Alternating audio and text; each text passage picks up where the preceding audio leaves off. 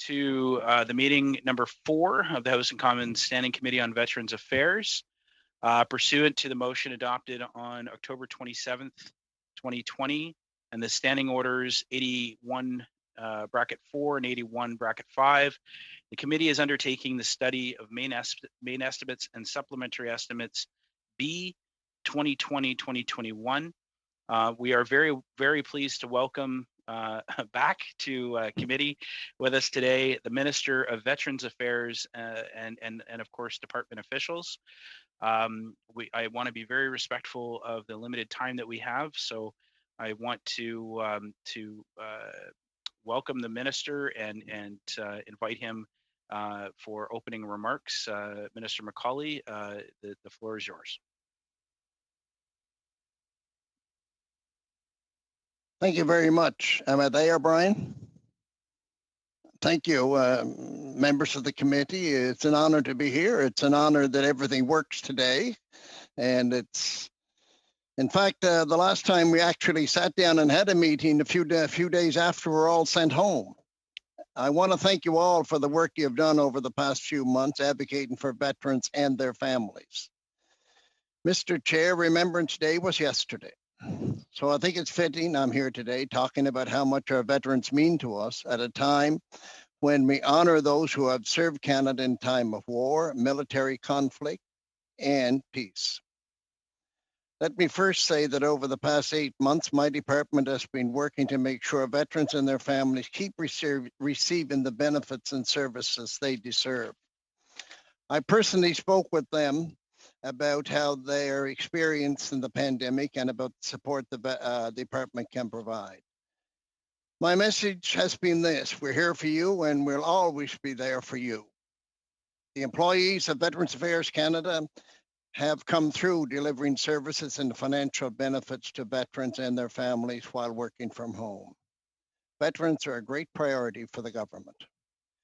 You've heard me say every time I sat here, that's because I use every chance I get to make sure the past and present members of Canada's military know how grateful we are for their service and their sacrifice. And our government is taking action to make sure Canada's veterans are well served and well supported. The 2020-2021 main estimates and supplementary estimates are an example of that. The $5.4 million in these estimates represent a 19% increase over the main estimates last year.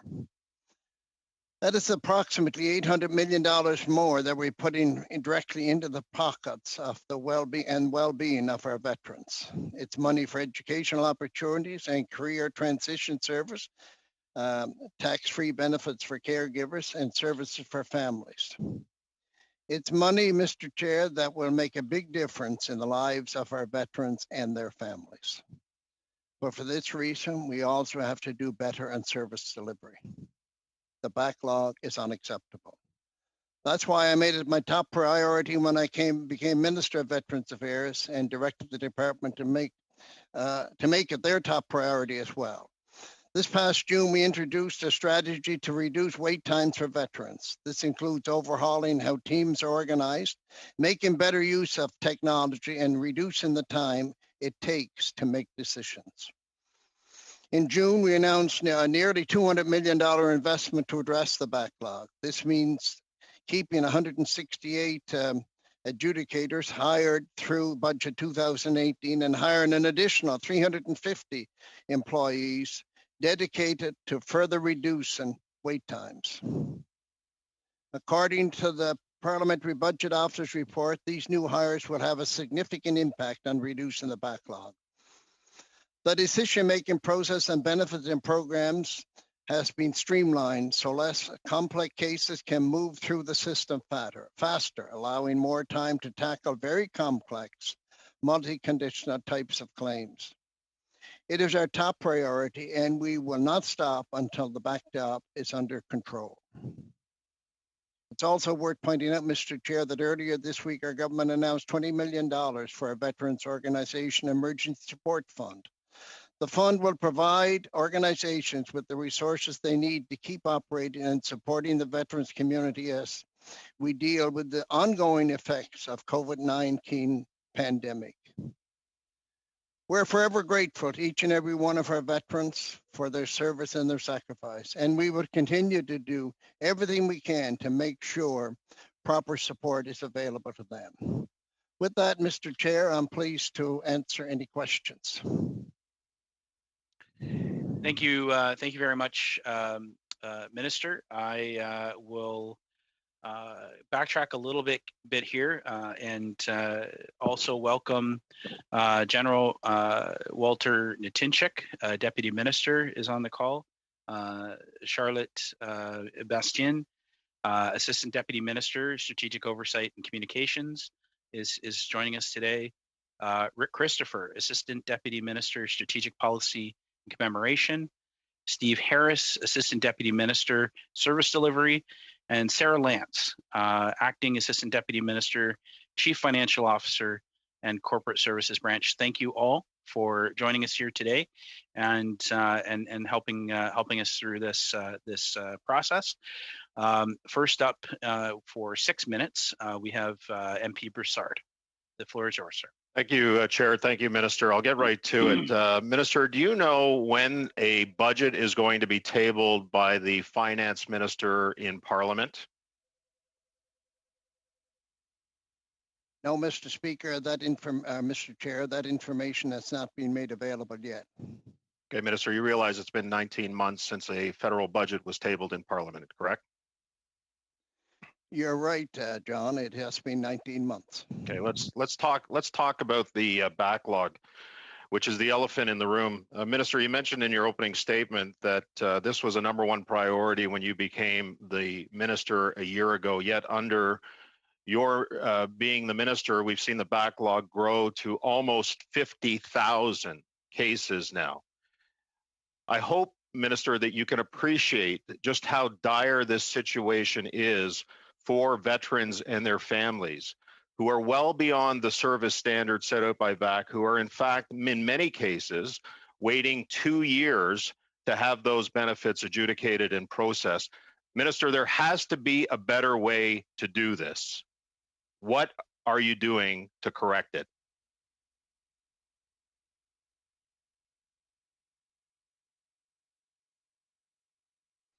Thank you very much, John, and I appreciate your question, but the backlog itself is under 20 million, or 20,000, I'm sorry, and of course, applications come in every day, and I believe that's what you're referring to. There are 40-some thousand applications already in the department waiting to be adjudicated.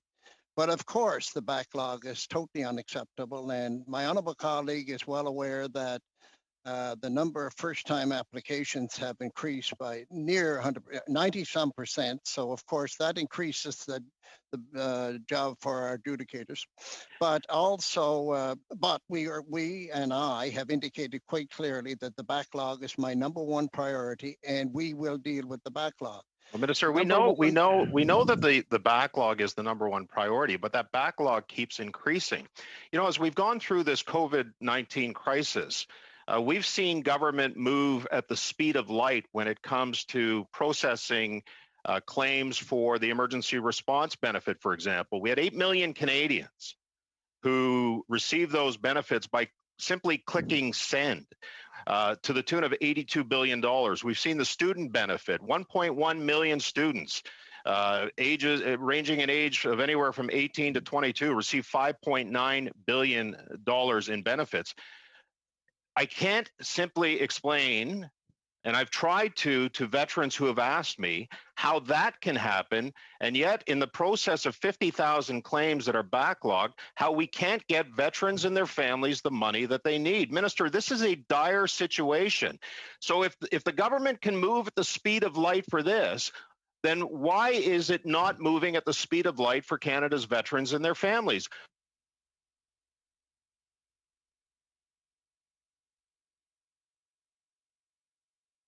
I don't understand why I was just muted, Mr. Chair, but I want to, why not increase the eligibility criteria? Why not presume that many of these injuries are attributed to service and process these claims quicker? It would be free you up, Minister, of any additional layers of bureaucracy. Veterans right now are having a difficult time getting doctor's notes because of this crisis, Minister. There's been solutions that has been presented to Veterans Affairs, and yet many of those solutions are not being implemented. In fact, those solutions are resulting in court cases against Veterans Affairs because the veterans are not receiving their benefits in a timely manner. There are options, Minister. Please look at them. Thank you, John, and I appreciate your question. I know you wouldn't want to mislead. The backlog is under 20,000. And of course, we have taken many measures in order to deal with this situation, including we hired, when we took over government, we hired 1,000 people that were displaced by a previous government. We also now in the supplements, Please stop muting me. Please stop muting me. Somebody is muting me. I don't know who it is, Chair. Excuse me, Mr. Broussard. Nobody's muting you. Well, my mute button's going off. On our side, we're not seeing that at all. So okay. we can hear you just fine. Because I have a question with respect to that. And Minister, you have a very small window to ask that question, sir. Go Minister, ahead. how many additional staff were hired by the federal government to implement the SERB program and the student benefit program? Well, I'd like, John, you know it's not under the Department of Veterans Affairs program, but the fact is what we're doing in Veterans Affairs is making sure we attend to the veterans, to make sure they receive their benefit that they fully deserve as quickly as possible. That's why we're going to address the close to 20,000 backlog that is in place. We have put a system in place by coordinating the staff, digitizing the applications, and also you're hiring layering the bureaucracy. You're making it much more difficult for veterans to get their benefits. Answer the question. Minister, this is an important issue. Gentlemen, what you're doing isn't working, Minister. It's not working. Excuse me. It is working. Through the chair, please, Mr. Broussard. Excuse me. Let's not get this out of control. Please direct any questions through the chair. And the time is up, but I'm going to allow the minister to finish the question. Thank you. Mr. Chair, I would like to answer the question. Number one, yes, and the backlog is under 20,000. It's unacceptable. We put a system in place to address this. We coordinated the staff. We hired 350 extra employees, along with 180 employees that were in the department, to make sure they're well trained to deal with the backlog. When these people are, and now with the digitizing and coordinating the staff, we are making an effect. When we put the other 500 people in place, we will start addressing the backlog much quicker. But of course, always, we have no control on what comes into the department. We have to deal with everything that comes in, and that's what we will continue to do. Thank you, Minister. Moving on, MP Lalonde, please, for 6 minutes. Thank you very much. And Mr. Chair, if I have enough time, I would love to share my time. I really like to share my time with my colleague, Sean Casey. Good morning, Minister. It's a pleasure to see you once again. As we know, and you made some comments about this, Veterans Week just wrapped up across the country, accumulating yesterday with a different type of Remembrance Day ceremonies across our country. I certainly appreciate the importance of that day to honor our veterans. I represent Orléans, a community that have one of the largest concentration of active and retired member in our country. I'm also a member of the Royal Canadian Legion Orleans 632, so I'll give my plug to my Legion here in our community. And I have to say we have over 865 active members, and certainly this ceremony was very different, Minister. Usually we have the second largest gathering in our country after the national celebration in Ottawa. So this was very different. And And you know what? I certainly would like to ask a question about maybe to talk to us about the importance of the Veteran Weeks and certainly the Poppy campaign. And secondly, if you could please provide some detail on how the pandemic impacted this year's celebration. Thank you very much, and I appreciate your question. And of course, Veterans Week is vitally important. It provides us an opportunity to remember and honor those who have done so much for us. But as we always say, we should do it more than Remembrance Week. Veterans Week. What we should do is we see a veteran on the street, anywhere we meet him, in the mall, just say thank you. Just say thank you to that veteran. It puts a smile on his face. You have to realize what that man or woman went through in order to become a veteran, in fact, what he did for us. This year across the country, it was an altogether different celebration, a commemoration, I mean. It was sad, I would say, in ways, because the people were not there that really wanted to be there. But again, health is what comes first, and the veterans always tell me they fully understand that. Veterans do everything we ask them to do, right from defending our freedom, fighting in wars, to walking into long-term care centers in order to help us. We owe them everything, and I thank you so much. MP Casey, I believe you're up next. Thank you very much, Mr. Chair. Mr. Minister, you were interrupted. A couple that was made by Mr. Broussard is that the backlog is increasing. You indicated that the backlog is now at 20,000. Is that an increase or a decrease from where it was? Thank you very much, John. And that is a decrease. And of course, you have to understand too that the number of applications, the first-time applications, as I said before, have increased by over 90%. Which of course we have to and must deal with and should deal with. But what has been done, we digitized the files, we coordinated the staff. That has had an effect, but we also have 350 new employees in training. And then right after Christmas, these people will come right online and start dealing with the backlog. Without it, we have affected the backlog at this point, but we intend to affect it much more down the road because we're going to have extra staff that are dedicated to the task. We're going to have the files digitized. We're going to have them coordinated in one place. You won't have to send it to one place and then another and wait for it to get it back. What we want to do is make sure it's done as quickly as possible. Thank you, John. Thank you, Minister. There was another allegation in one of the questions that the wait times are now up to 2 years. Can you give us some sense of what the average wait times are and what the percentage of files might be that are in the 2-year range for waiting? I just want to fact check how realistic that assertion is. Well, of course, the backlog was higher than it is today, and it is down some. And of course, we intend to do a lot more to make sure that the backlog is diminished a lot more.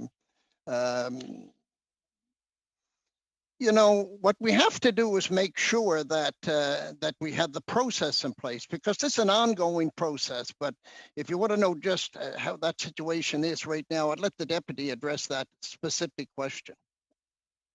Thanks very much, Minister, and Mr. Chair, thanks for the opportunity to comment.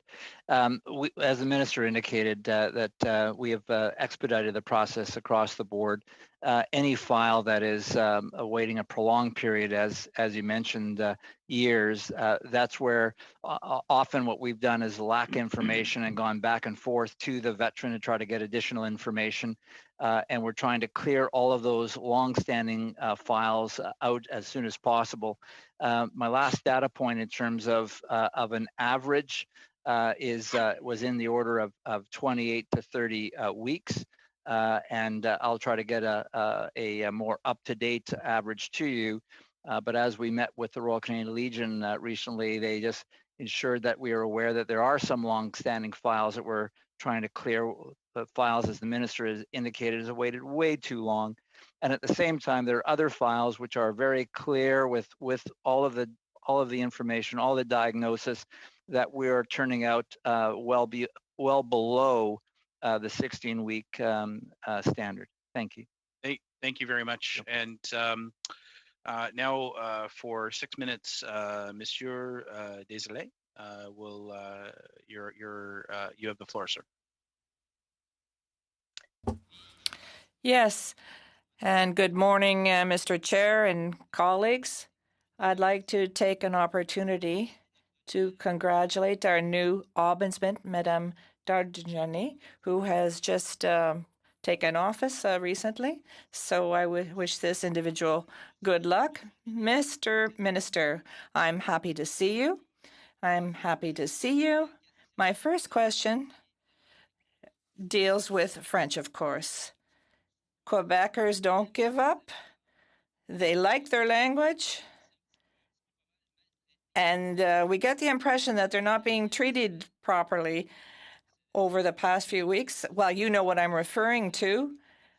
I'd like to now talk about the communications that were circulated on the social media on Facebook, which really did not treat the French language well. It was embarrassing. That's my first question. I'd also like to talk about the backlog for Francophones, who it takes the processing time for their applications are double, 24 weeks for an Anglophone and over 40 for a Francophone. So I'd like to know what's new about this.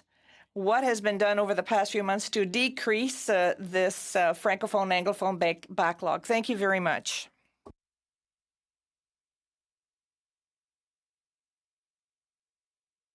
À vous, Monsieur le Ministre. Mr. Minister?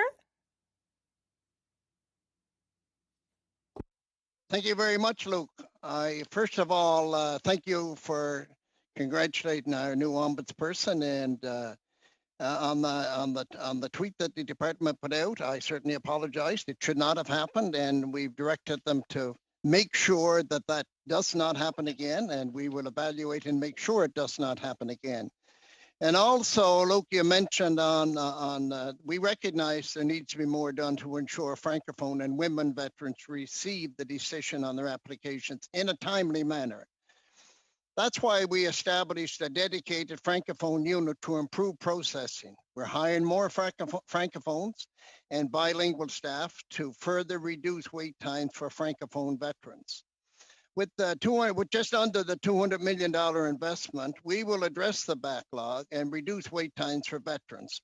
That is what I've committed to do. And Luke, as you know, that's what I indicated when I became Minister of Veterans Affairs, to make sure that this was my top priority and the department's top priority. And I thank you, Luke.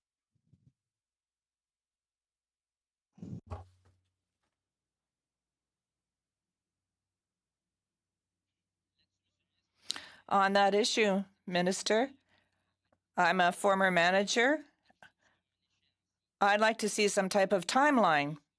We all know that you want to eliminate the backlog, and I know that you want to have a better balance between Francophone and Anglophone applications. But when will this situation be normalized? How long is this going to take?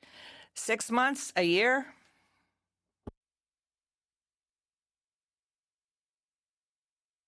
I thank you, Luke. And what I've said, by 2022, we will have addressed the backlog. What we have to do is what I've indicated previously, to make sure that we digitize the files and coordinate the staff. And Luke, with that alone, we have started to reduce the backlog. And when we have those new employees come online, it's going to make a big difference, because we're going to have about 500 new employees ready to start dealing with the backlog. Essential, and we're going to do that. As you know, it's my priority, top priority, and I will certainly address it.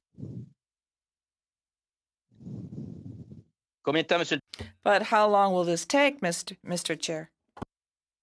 Well, I thank you, Luke. What I've said previously is that we will have addressed the backlog by 2022. But we have already started addressing the backlog. Today, the backlog is under 20,000 applications. Unacceptable, but a move downward. What we have to do is make sure that that figure continues to move downward. J'avais très bien entendu.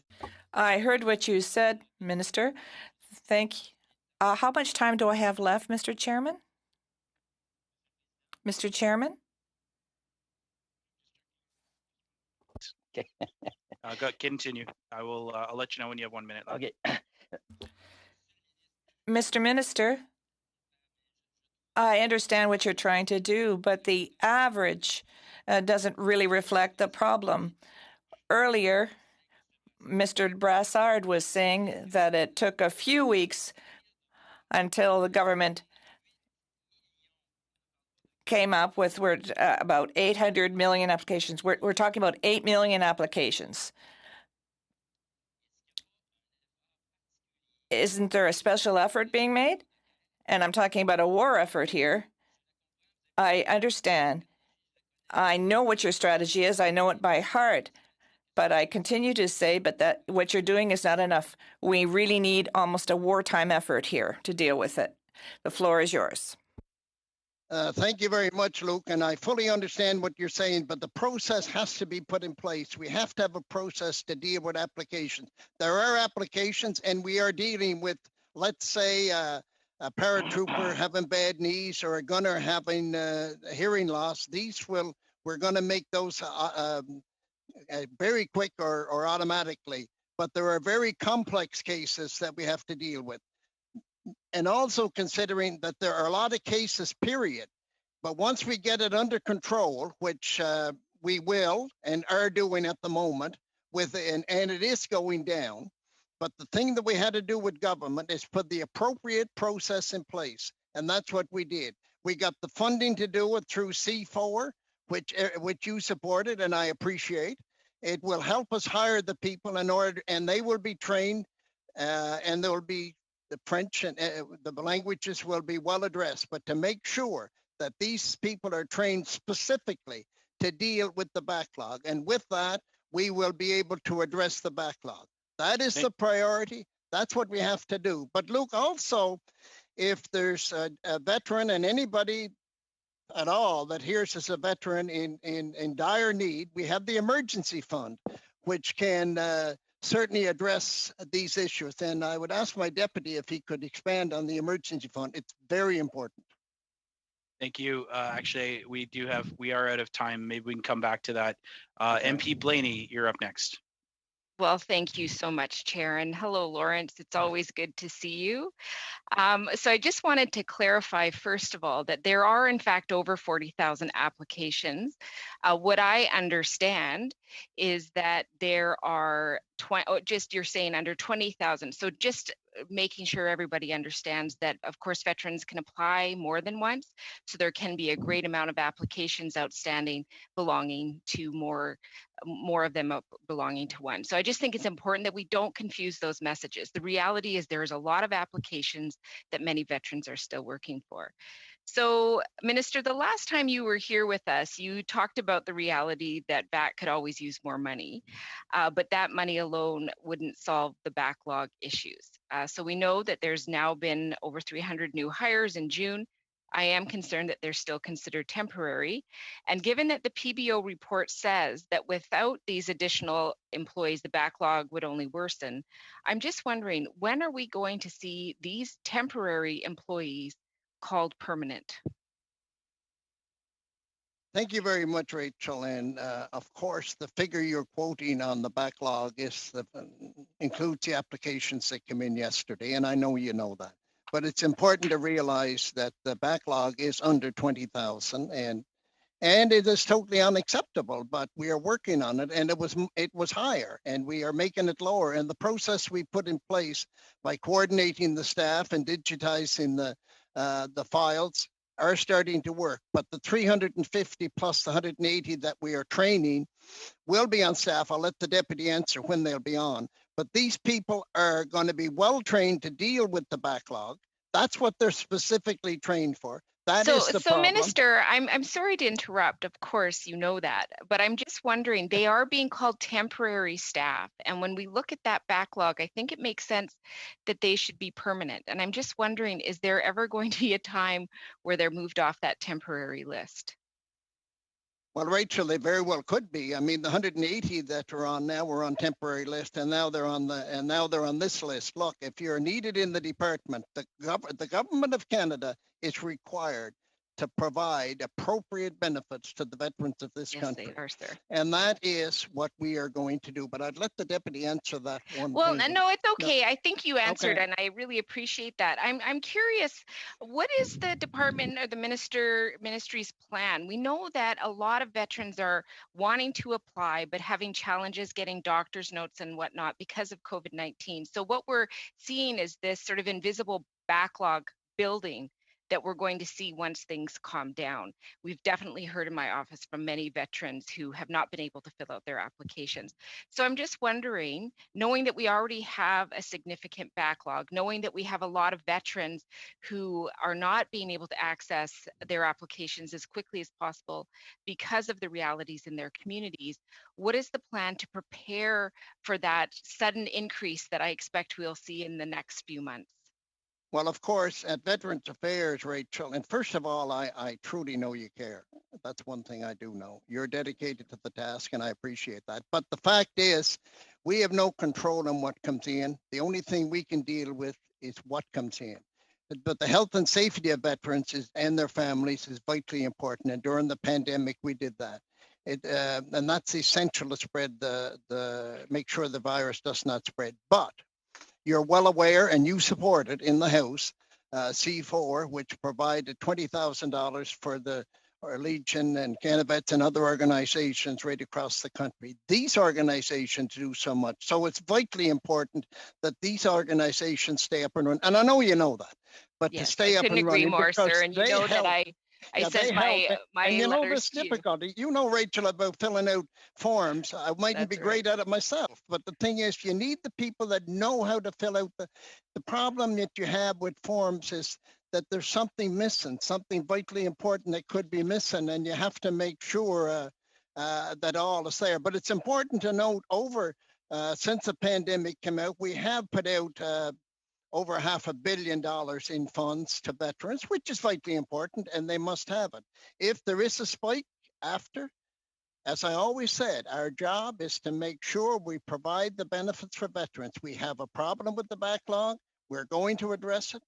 You helped us in the House by supporting C4 to put the 350 plus the 180 that we're training in place. We will do that, plus changes within the department. We'll make sure that we address that backlog. But Rachel, to say what's going to come in, there's one thing about the department. We have no idea what's coming in, but we do know one thing. We have to address it. Well, I certainly hope you get a bit of a plan, Minister. So I have another question. You know, I've been working with a lot of MPs' offices across Canada because getting authorization forms submitted to help support veterans is a very hard process. Right now, there's a fairly clear system in place for CRA and Service Canada, but unfortunately, in some cases, people are being required to mail a physical copy to Quebec, an authorization form, which takes a week or more from provinces like mine in BC, or even more if they're more remote. And then there's a 3-week processing time before the authorization is sent back, before the office can even begin to support the veteran.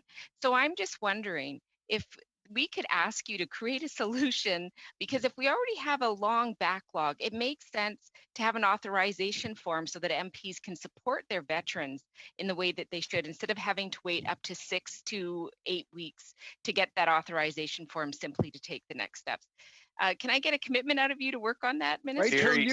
Very quick answer, please. Very quick answer. Rachel, you have the commitment, because we have to make sure that we do everything we can, and I know you care, to make sure that we get the proper remuneration to veterans, and we will. Thank you, Minister. And now over for 5 minutes, MP Wagenthal, please. Yes, thank you, Chair, and thank you, Minister and Deputy Minister, for being here with us today. I have to say, if I was a veteran listening to this right now, I would be devastated. What I'm hearing is the same things that I have heard on this committee since I first came on in 2016. The same explanations of what we're going to do, the moving forward with hiring more people, and yet this backlog, sir, continues to grow. We have veterans that are struggling with mental health issues, and it all began with the story back in 2017 with the Lionel Desmond case, where the Canadian press came out and realized how far behind at that point we were in servicing our veterans' needs. And Gary Walburn at that point had already indicated it was time to end troops being forced out for medical reasons before benefits and services were in place. And yet, even now in 2020, we just heard from Amy Munier, the Director General for the Centralized Operation Division at Central Veterans Affairs Canada. She said the department is also looking at partnering with the Canadian Armed Forces to access veterans' health records in order to determine more easily whether an injury was related to service or not. This, to me, is outrageous that we're still at this point. And that backlog, sir, we're using different metrics here, but the reality is there are close to 50,000 separate applications that are still in process. 22,000 of those were considered complete, and we're only waiting for a decision by the department. What does that mean, a decision by the department? How long does that take? Is that the 16 weeks? I have an individual who is not a severe case, who applied for his pension a year ago, October 2019, all paperwork there, and he was still looking at possibly up to 64 more weeks to process in the decision phase. This is the decision phase for 22,000 applicants. So my question to you is, sir, when are we going to get actual action? And from what I understand with the hiring process and what I've read about getting people hired for this role, we need to move it across Canada and set up a department in a place where it can work outside of Charlottetown. Vermilion site. And yet it took this government no time to shut it down and move it to Edmonton for their purposes. So that's my question to you. What are we doing concretely to get these people employed and employed full-time and long-term and taking care of our veterans?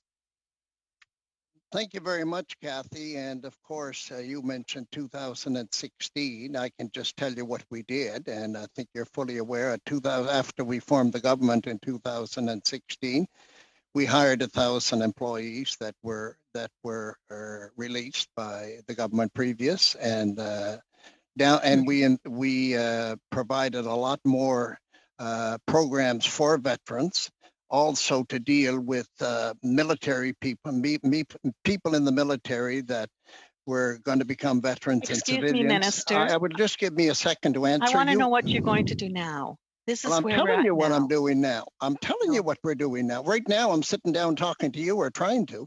The fact of the matter is, this is what we did. And what we're doing with these new programs, that we have, example, the education program itself.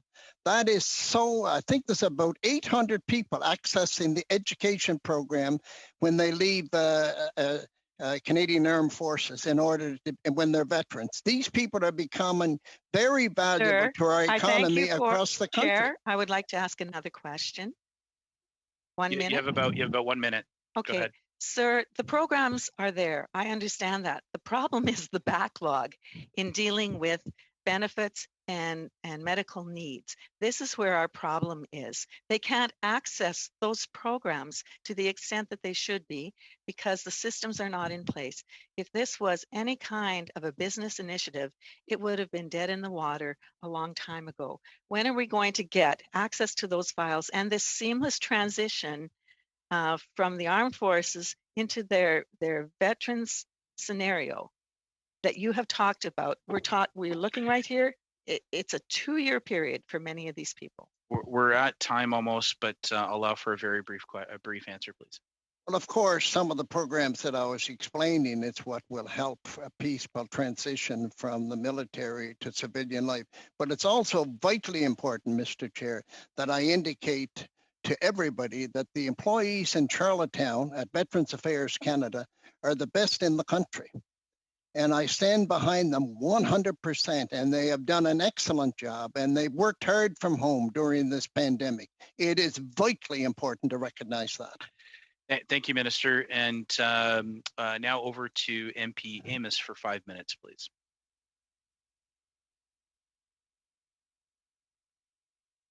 Thank you, Chair.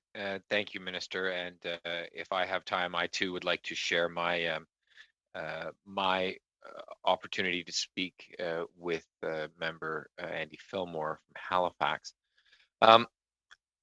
Minister, the riding of Pontiac, as you're well aware, is 30,000 square kilometers of territory all across Western Quebec, and we have I have over 40 small towns in my riding.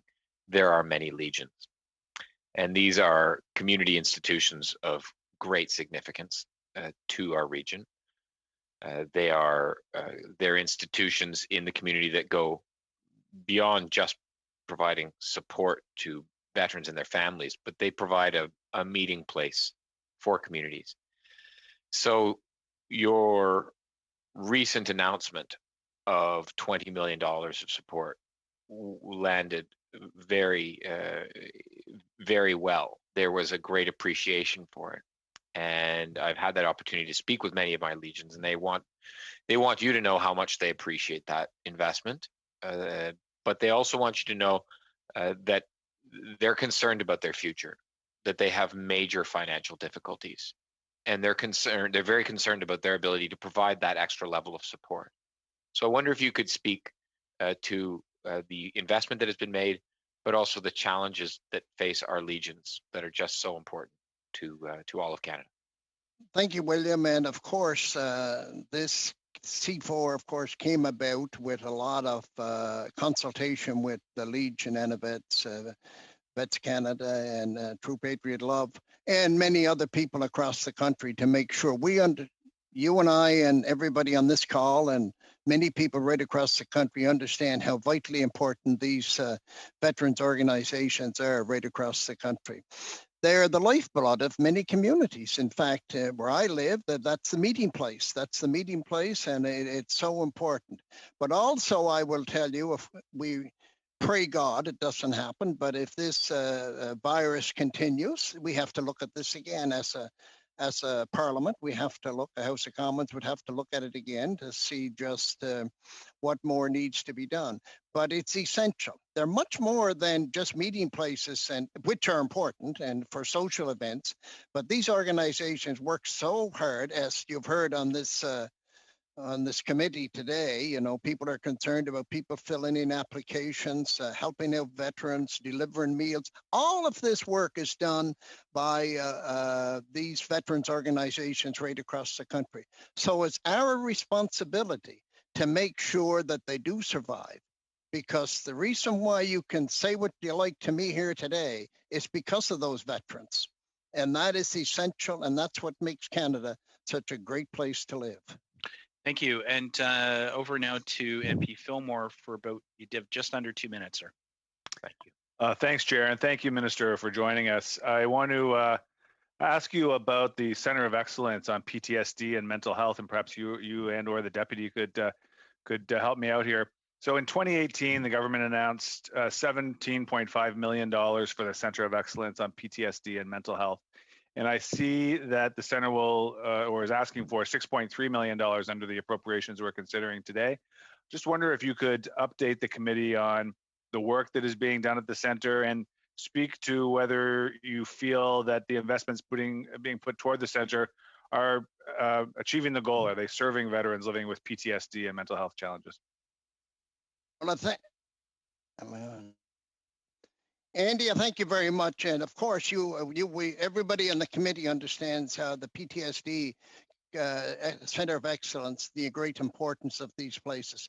Because having been around here for a long time, we all thought that the only injury you had to see the injury. That's certainly mental health is such a vital part of what we do. So we want to make sure that we provide we're obliged to make sure, the country is obliged to make sure these services are supplied. But I turn it over to the deputy to explain whatever. Sir, thanks for about 30 seconds, please. Thanks very much for the question, sir. The answer to your question is yes. The Center of Excellence for Mental Health and Post-Traumatic Stress Disorder is really paying a huge dividends. Again, the notion is a hub and spoke approach, whereby the Center of Excellence really is that hub for research, looking for best practices, not only within the country, but with all of our allies and around the world, bring them together, and then distributing all of that new knowledge and best practices, not only throughout our 11 operational stress injury clinics, but to the thousands upon thousands of mental health practitioners that support our veterans and their families across the country. Thank you. Thank you very much, General. And now over to Deputy Desilets for 5 minutes, please. Thank you, Mr. Chair. Mr. McCauley, me again. We're making you work hard today because this is an issue that's close to our hearts. We know this, but we don't agree on the means to achieve our goals. The Parliamentary Budget Officer said that we should increase the number of employees by 400. We talked about an increase in 400 employees. In the new votes, I don't see anything about that. Is that because you don't agree with the suggestion made by the Parliamentary Director Officer? A Parliamentary Budget Officer. Before the Minister speaks, I'll add some time, but before the Minister speaks, I said 5 minutes. Unfortunately, Monsieur, it's 2.5. Continue. Zut. Darn.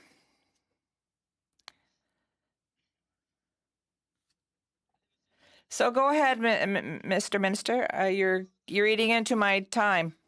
I thank you very much, Luke, and you agree somewhat with what we're doing because we all agreed with the funding to the veterans organizations and that it was so vitally important, and C4 was so important in order to access the 350 employees plus the 180 that will be added with it, and that will be over 500 employees that will be directed specifically to deal with the backlog. And of course, I very much appreciate what the Parliamentary Budget Officer has to say. Always do. It's always constructive. But he also indicated that the new employees would be a big help. And also, but he did not address the digitization of the files or the coordinating of the staff. And that, in fact, Luke, is what has happened up to now. The new staff is in training. They will be ready to tackle the backlog, but they're in training, and after Christmas, they will be on it. We have lowered the backlog, but we lowered more. Go ahead, Luke. Je comprends. I do understand. But my question, the objective is the same. It is suggested that we hire 400 additional employees. Do you agree with that? Because I don't see any votes for that. Very, very brief answer, please. We don't. Thank you very much, Chair, and I appreciate Luke's question. And the fact is, we did hire 350 plus the 180 that are going to remain on staff, which means over 500, in fact. So that will have a major effect on the backlog, which is vitally important, and I appreciate the question. Thank you. Thank you, Minister. And now over to MP Blaney for 2.5 minutes. Thank you. I was feeling very hopeful for Luke and myself, thinking we got more time, but that's okay. So, Minister, I just want to come back. I first of all just want to thank you for the commitment to look at how to get authorization for MPs to support veterans more quickly. I think that will help. I know that these wait times are terrible, and I couldn't agree more with Kathy for what she said. The reality is veterans are struggling profoundly, and I know that she gets those calls just like I do from across Canada. And it's very concerning. You know, I've also talked to you as well about the fact that some veterans are making the decision based on what they've heard from Liberal folks saying, you know, apply for the CERB, it doesn't matter. We'll figure out the details on the other side. And they are doing that out of desperation because they've been waiting so long for their disability pensions to come in, and they are poor, struggling folks. And I know they served our country, and we certainly don't want that happening. So I thank you for the commitment around the authorization. And I'm going to ask as well, to see what we can do about improving the access for MPs to Veterans Affairs. You know, with a lot of other departments, we have the ability for specific MP lines to support. The departments work closely with our offices to help people. So we want to do more, but we need those support lines for MPs' offices and things like that put into place. And I'm just wondering if you would help us with that as well. Just over a minute remaining. Thank you very much, Kathy, or Rachel. I mean, number one, I truly know you care, and I will help in any possible way I can. But I want to say to you and to everybody on the committee and anybody that's listening to make sure if a veteran is struggling, we have the emergency fund with the Department of Veterans Affairs, and it's so vitally important that you, and I know you will, direct them to that path, because anybody that's in great difficulty, this funding is there, and we want to make sure it's accessed. So, Minister, has the uptake of the emergency fund gone up simply because of COVID-19? I would have to ask the deputy the exact figures on what has been accessed. And 10 seconds, 10-second answer, please. Early in the pandemic, Mr. Chair, the uptake in emergency fund had increased slightly, but we are right now and over the last few months, it's actually been tracking similar to the last 2 years that it's existed. Thank you. Thank you very much. Now over to MP Seaback for 5 minutes, please. Thank you, Mr. Chair. Minister, the PBO says that the backlog will be reduced to about 10,000 applicants by March of 2022. That's their report. You've said today that it will be addressed, you will have addressed the backlog by 2022. Does addressed mean eliminated? And if it means eliminated, when in 2022 will it be eliminated? Because that's a big block of 12 months. Kyle, thank you very much. And of course, as Kyle, you're well aware, and everybody is well aware, number one, there are many, why I do not want to say we're going to totally eliminate the backlog. So addressed by 2022 doesn't mean eliminated. Is that what you're saying today? What we're doing in the department, and what I've directed the department to do, is to address the backlog. We want to deal with the backlog to make sure it's dealt with in an efficient manner. And I can assure you, Kyle, and everybody on the committee that it will be dealt with. But Minister, it's impossible to say that we're going to eliminate every file. It means what does it mean? Because we know you're trying to. What we're going to do is make sure that we have it well under control and we get it as low as possible. And we will be sure to do that. In fact, what has taken place now, without even these 500 plus employees coming online, we have reduced the backlog and we will continue to reduce the backlog.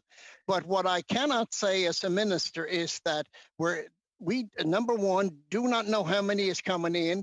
If there is complex cases, I expect that's what will be left. Complex cases could be left after. What I don't want to say is that every last file will be dealt with, but what we will do is make sure that it's addressed. I don't want you to be able to say to the Minister of Veterans Affairs that you promised you were going to totally eliminate the backlog. That is a big thing to say because of the complications and applications, and I think understand that. So I understand that. So I just want to be clear. So what you're basically saying to veterans today is when you say it will be addressed by 22, it means it will be reduced somewhat. It will not be eliminated. So by the end of December 31st, 2022, the backlog will not be eliminated. It will be addressed, whatever that means. I never said it will not be eliminated. So when in 2022 will it be eliminated then? I explained to you what takes place in the department. I know it takes place, but I'm just asking you. It's okay to say it won't be eliminated. The questions through the chair, folks. Well, Mr. Chair, what I'm trying to do is respond to my honorable friend as to the complexity of some of the cases. And I think you have to be honest in your answers. I am not going to say there will not be a file that'll be over the 16 weeks after 2022. What I am saying is that the files will be addressed, the process will be in place, and we will deal with the backlog. And I can't have Kyle or anybody come in to say to the Minister of Veterans Affairs, you promised there would not be one file you would totally eliminate. That is not the language to use. What we're going to make sure. Understood. Yeah, I understand. You're saying it's not going to be, you can't commit to it being completely eliminated in 2022. I have limited time. So it's been recommended that the Military Health Services Group who treat all personnel, determine if a medical issue is an attribution of service. Why has that decision not been made? That would expedite files very quickly.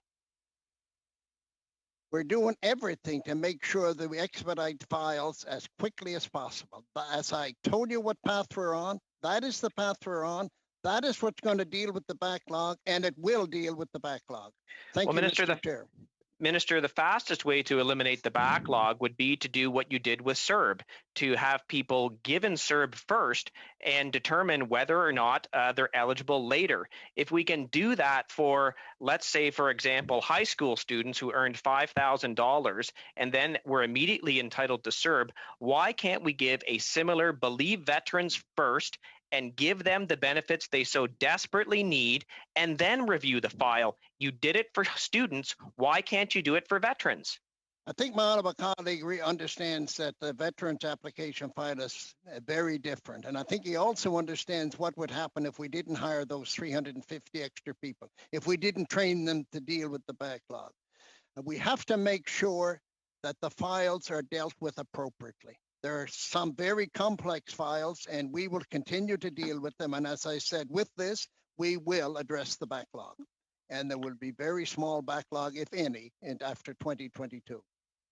Well, Minister, you've done a... Sorry, finish your thought. You have 2 seconds. There's no point. Thank you. Fair enough. Next, we have MP Fillmore, please. Thanks, Chair. And let's just hit the Veterans Independence Program quickly here as we close up. So VAC is seeking $360 million for the VIP program, which, for the benefit of committee members, provides funding for services such as grounds maintenance, housekeeping, meal preparation, personal care, professional health and support services for veterans. So just quickly, I wonder if you can tell me, how has the uptake of the program been? Have there had to be any adjustments because of the realities of COVID? And is there anything that we need to be focusing on to make sure that veterans have access to home care while they're waiting for a contract bed? Andy, of course, that is a vitally important subject, and it's been around from before and last time when I was in Veterans Affairs. This program is so vitally important to veterans, and I will let the deputy answer how the uptake has been taken. But I understand how critically important it is moving snow. And what it means is that veterans can remain in their own home a lot longer. They can remain independent a lot longer. And that's what we all want to see on this committee, to make sure they do. But I'll let the deputy expand on it. Very quickly, please. Sir, thanks very much. The Veterans Independence Program is a best practice globally, and we know for certain that it is keeping our veterans alive and healthy much longer as a result of being able to be as close to home and family as possible through their years of aging. We have seen an increase across the board because, again, veterans do want to stay home. And during the COVID, we are also offering families, if they're worried about their loved ones in a long-term care home, to return to their own homes and providing additional support in their home places. Thank you. Thank you very much. And unfortunately, I've got to step in. We do need to wrap up the hour, but I need to leave a minute here. Point of order, to standing or point of sorry, order, Mr. Chair. MP Broussard, yes. Mr. Chair, I have submitted a motion to the clerk in both official languages that I would like to put forward right now. Okay, can we vote on the mains, or you want to do this beforehand? Because we're running out of time here, sir. Okay, so we can come back to it. Is it about mains or subs, or is it about something else? It's well, you should. I don't know whether you have a copy of the motion. I do not. It's a motion to report to the House, so I don't think it has anything to do with the mains or the subs. So as long as we come back to it after the vote, I would appreciate that. If number one, just procedurally, you can't move a motion on a point of order. That's number one. To if I can ask your indulgence just to go through the procedure of reporting mains, and then we're going to suspend and come back in the next hour with witnesses. When you have a time slot, you can speak at that point. Is that fair? Well, Mr. Chair, frankly, I'd like to move the motion then, not on a point of order. Yeah, it requires 48 hours notice, sir. If that's the case, because I don't have the motion. None of my colleagues here have the motion to do that. So okay, so I'm putting on notice the motion, Mr. Yep. Chair, just so that that you're aware. The clerk does have it in both official languages, and Okay. if you like, I can read into record what the motion states. Let's move forward with this because, like I said, it's improper to move a motion, and I would suspect even to. I'm just getting word you can put it on notice, but if you can just indulge me to go through this procedure, and then you will, I suspect, have time in the coming hours here today to discuss this, and that would be sort of the normal process for this. Okay. While I have you there, sir, I know I reached out to technology. Did they touch base with you about the issue with muting on your end? They did, Mr. Chair, okay. And to be frank, I get a little animated with my hands, and it could have occurred, and I apologize to the chair for this, that I touched the wrong button, or the right button for that matter. Listen, so, we're all living in a very bizarre Zoom world right now, so right. I accept your apology, and it wasn't necessary, but thank you. Okay. Pursuant to Standing Order 81 bracket 4, the committee will now dispose of the main estimates for the fiscal year ending March 31st, 2021, minus the interim supply of the House agreed to on March 13th and June 17th, 2021. Do I have unanimous consent to dispose of the credits in one motion? On division. On division. Okay. Okay, excellent. So shall the votes under Department of Veterans Affairs of the main estimates 2020-2021 carry? On division. On division. Division. Shall I report the votes to the House? Yes. Yes. Excellent. Seeing no dissent, thank you very much. And now we have to sort of quickly, I got to scroll down on my notes here. For the subs estimates B, pursuant to Standing Order 81, bracket 5, the committee will dispose of the supplementary estimates B for the fiscal year ending March 31st, 2021. Do I have unanimous consent to deal with the votes in one motion? On division. On division. Excellent. Shall the votes under Department of Veterans Affairs of the supplementary estimates B 2020-2021 carry? On division. Division. Shall I report the votes to the House? Yes. Yes. Excellent. Thank you very much, everybody. A big thank you to Minister McCauley, General Natinchuk, and your team for being patient with us and coming back regarding the technical issues we had in the last meeting. And I thank you all for your participation today. We are going to suspend briefly to allow the minister to move on with his day and bring in the witnesses for our next session on backlog. So seeing no issue, I will suspend. Thank you, everybody.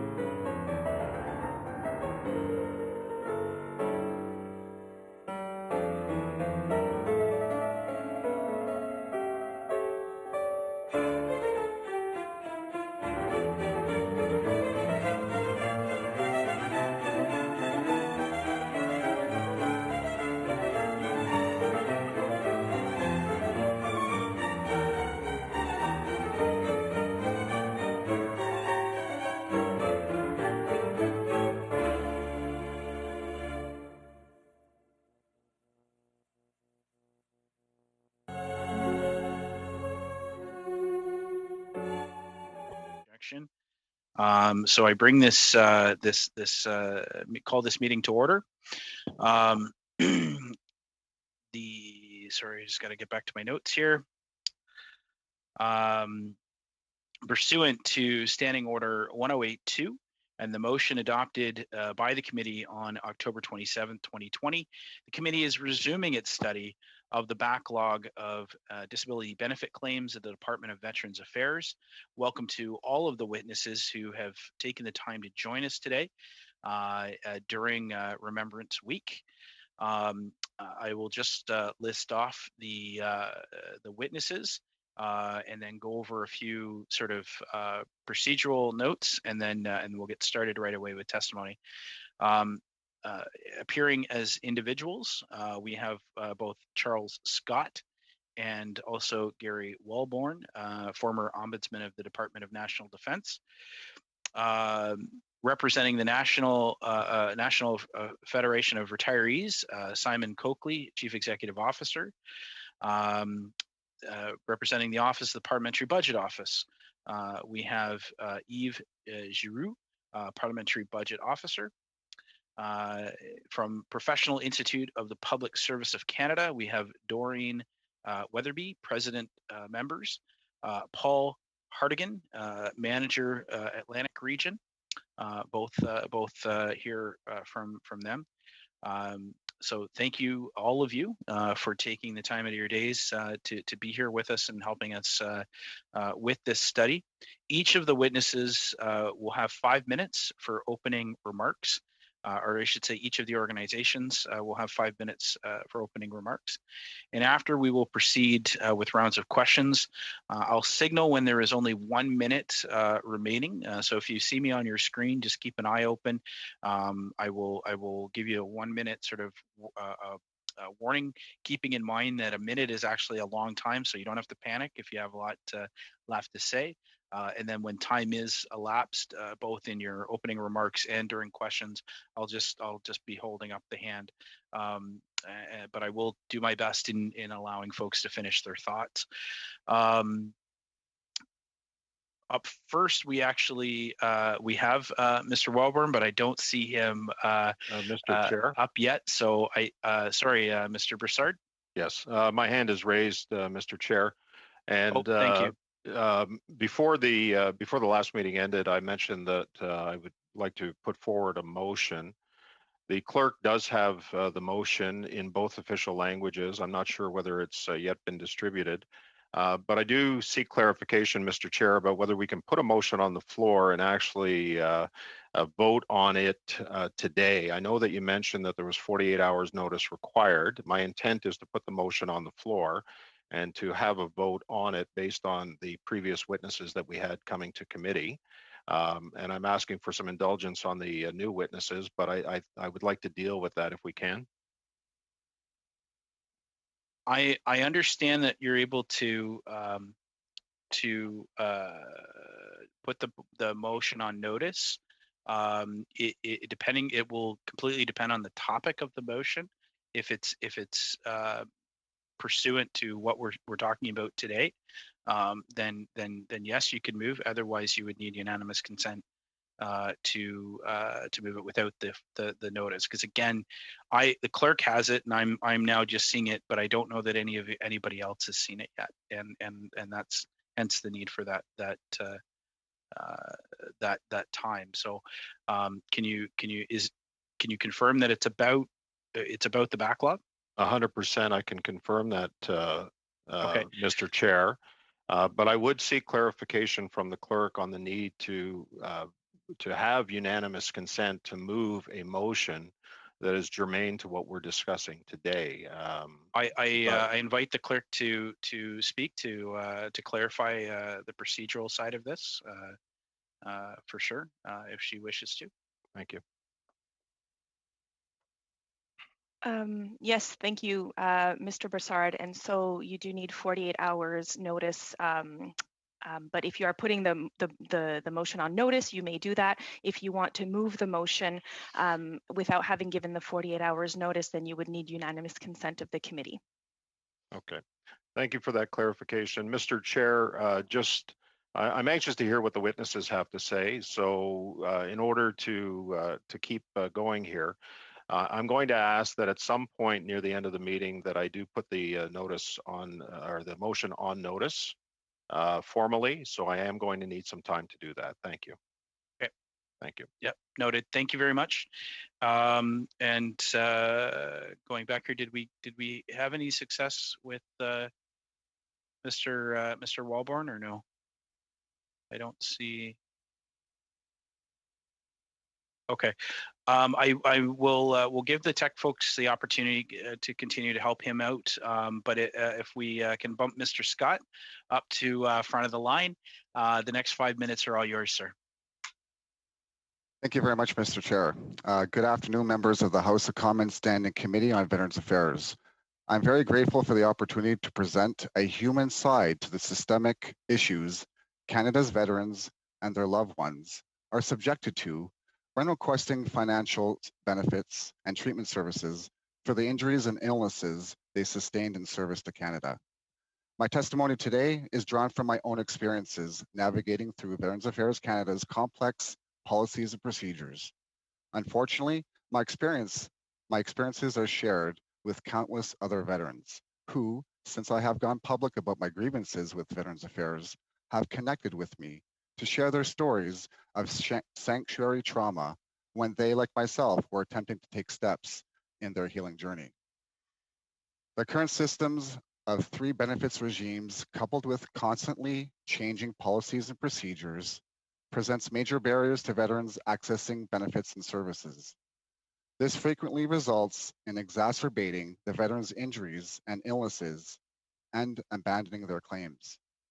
During my exit interview from the Canadian Armed Forces in 2008, a Veterans Affairs employee assessed me to be at high risk of contracting post-traumatic stress disorder. This was not brought to my attention, and my family and I suffered immensely for almost a year. After taking treatment matters into my own hands, I was eventually diagnosed with post-traumatic stress disorder in 2009.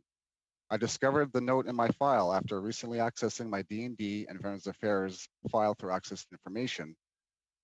Sadly, this was not the first of many times that Veterans Affairs would fail to support me as I struggled to manage the injuries and illnesses I sustained in service to Canada.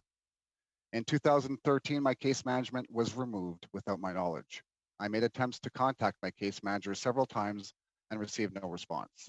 In 2018, I required approval for a medical device, which was above Medivie Blue Cross's grid amount.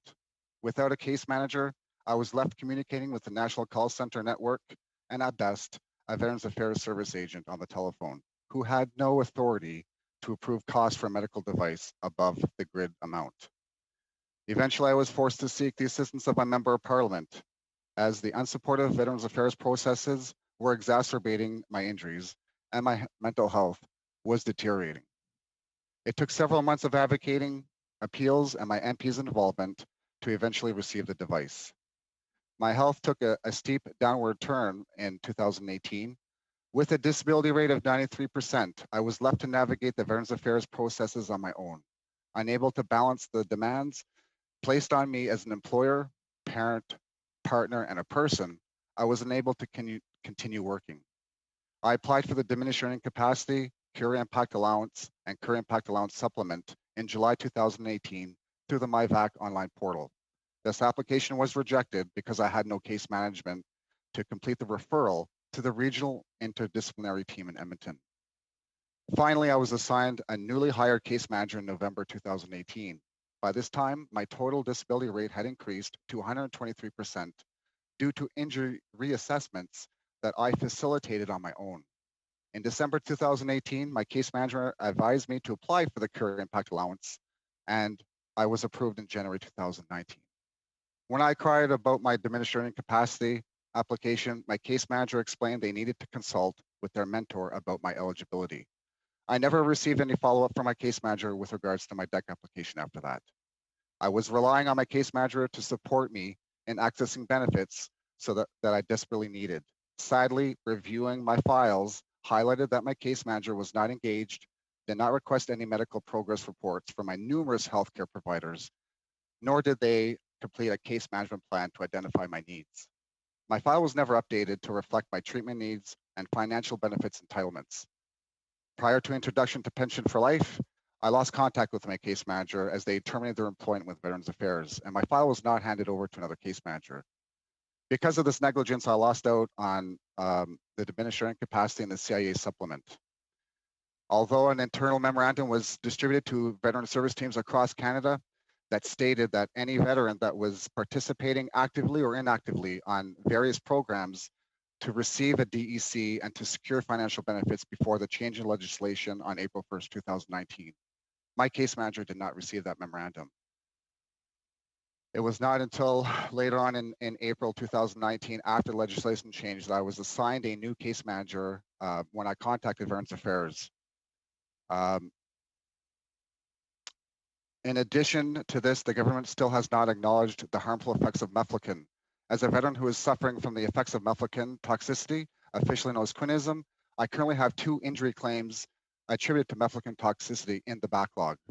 I cannot wait for this specialized treatment for another 2 years. Mefloquine is being delayed in the courts currently, which is delaying the outreach, screening, and the independent inquiry that is so important and costed by the PBO. In conclusion, I wish to enforce that the service delivery model is broken.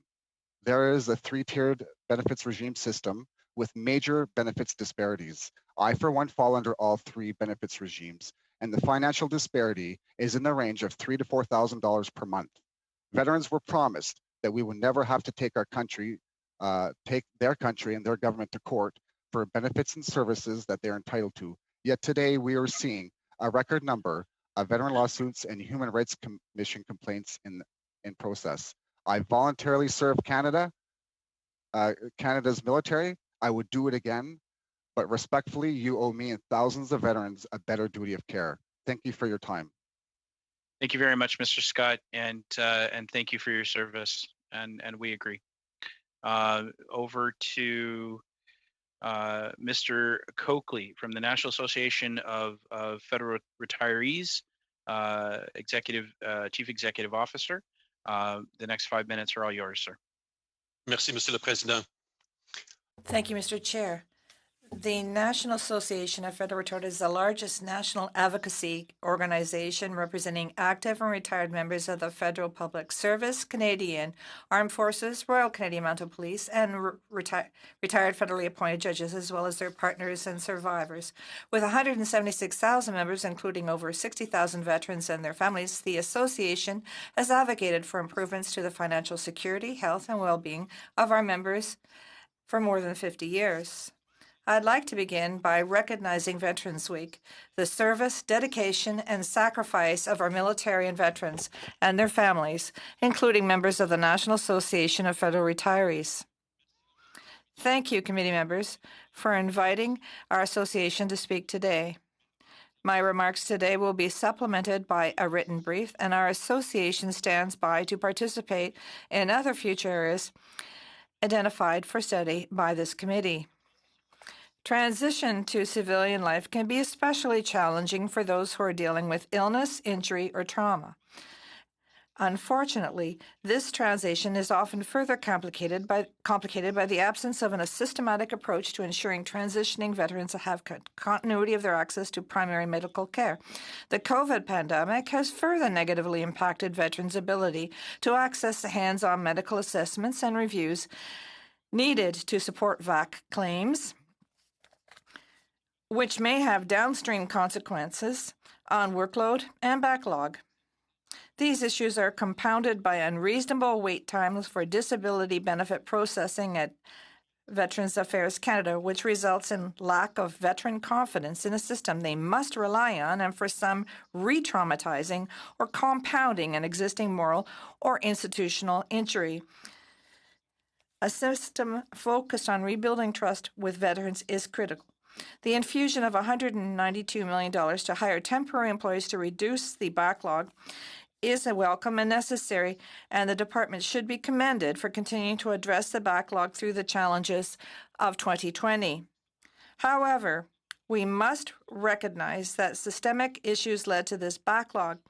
Already, this investment will prove insufficient to eliminate the backlog in 12 months, and there is little data on how a gender-based analysis lens is being used with this funding to ensure the backlog is addressed equitably. Because we know that women and Francophones are disproportionately impacted by the backlog. On timely and transparent decisions from 2018, Anglophone applicants waited on average 24 weeks for a decision, while Francophones waited on average 45 weeks.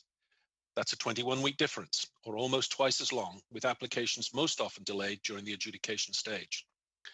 Veterans Affairs Canada recently shared that nearly 1/3 of decision-making staff are now French-speaking, and shared with stakeholders that the department has implemented a focused approach to triaging and processing Francophone veteran claims. And just last week, the department shared that it anticipates success in addressing the backlog of Francophone claims by the end of the year, a goal for which the department should be commended, but also held accountable. Women today comprise over 16% of the military, and there is a goal to have 25% serving by 2026.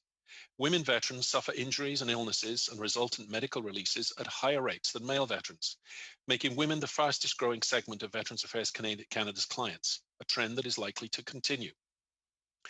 Wait times are one of the many issues that disproportionately affect women veterans, a group also identified in the Veterans Ombudsman 2018 report as waiting longer to have their claims adjudicated.